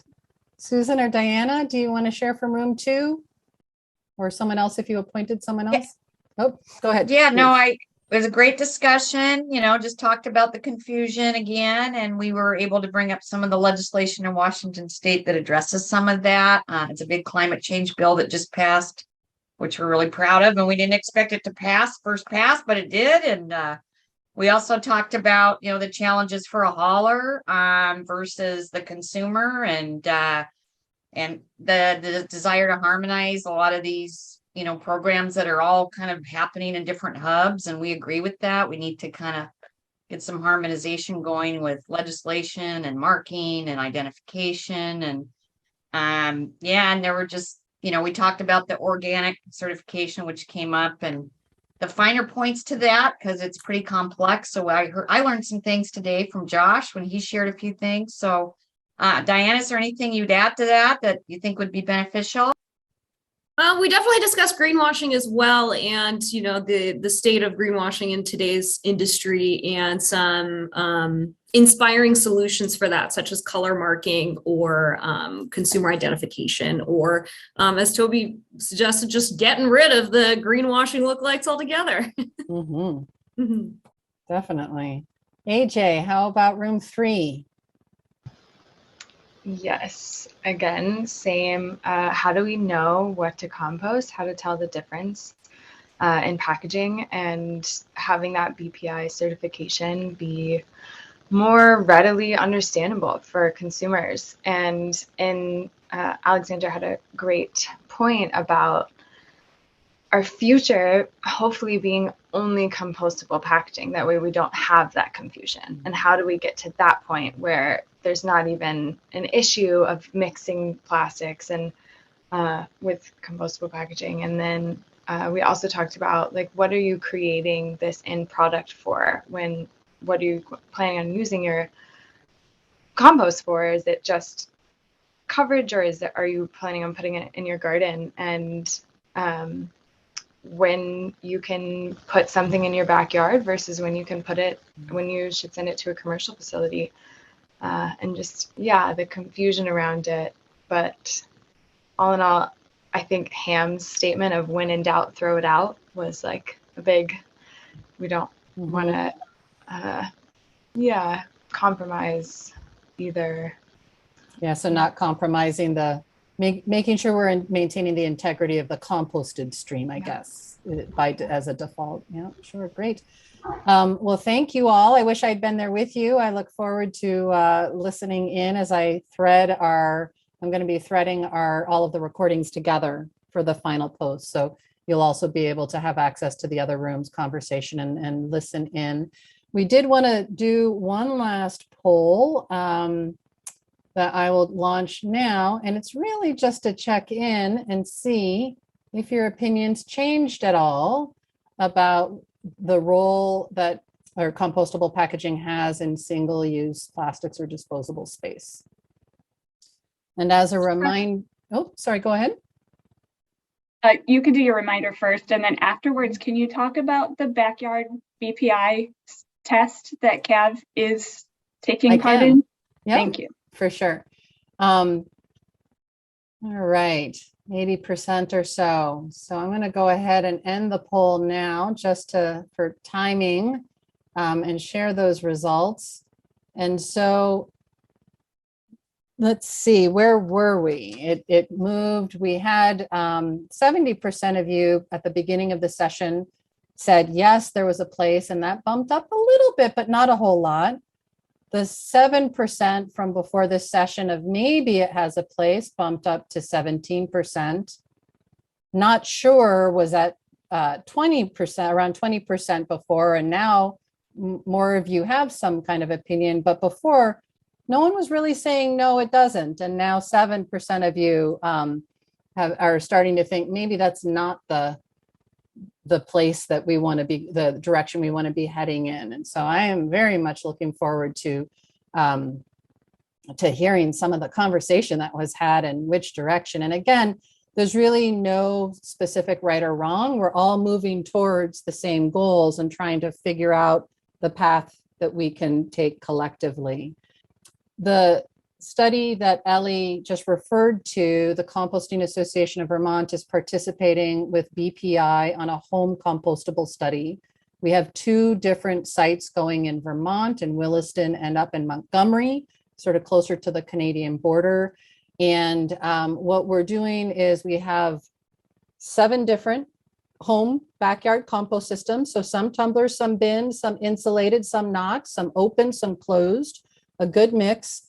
And we are doing a 6-month study with 14 different products, everything from compostable PLU fruit stickers, vegetable stickers, to straws and fiber-based and bioplastic-based products, to see if they will break down in a cold composting setting. And so this is really geared towards understanding and getting some more research and actual data behind the sites that are, or behind what happens in a home composting system. So we can have a little bit more confidence when we make recommendations to the end users about what to do with those products. So we've just started that, like Sunday, 2 days ago, we got the packaging in the Montgomery site and a few days before that in the Williston site. So stay tuned. I can't share a whole lot of details in terms of what exactly the packaging is, but we will be sharing more generally the results from it once we have those. I have just a couple sort of ending of session housekeeping notes, but I just wanted to give our panelists an opportunity, or anyone really an opportunity to say any closing thoughts or comments. I do see Corey suggesting that maybe we do part 2 of this session next year to see if anything has changed, which I love that idea of. I think it is really interesting, and one of the opportunities that the Vermont Organics Recycling Summit offers, I think our state as well as the broader organics recycling community, is we're such a nice sort of consistent community, always with new folks joining, but we really have been able to have these conversations from one year to the other continue and progress. And that's one of the things that I really value about that. Anyone want to jump in for final remarks while I'm starting to share my screen again? I'll go ahead and pop in and say that if anybody doesn't have any plans for tomorrow, CMA is also hosting a webinar in honor of International Compost Awareness Week. We'll be basically looking at the whole industry from multi-stakeholder perspective. So we'll be assessing the composter perspective, the product development perspective, talking about California, and really aligning these multiple perspectives. So if anybody's interested, I'll go ahead and put the link in the chat. Fabulous, Diana. Thank you so much. For sure, during International Compost Awareness Week, there's a lot of great things happening. Just a couple little housekeeping things to close us out. Tomorrow morning, just to tee you all up for the next day, for those of you who can join us, the first 2 sessions are really all about how we actually can get some traction, hopefully, with the idea of source separating our organics. So the 10 a.m. session is changing the culture of organics management through effective source separation. That's going to be some real tangible experiences shared from hauler composters.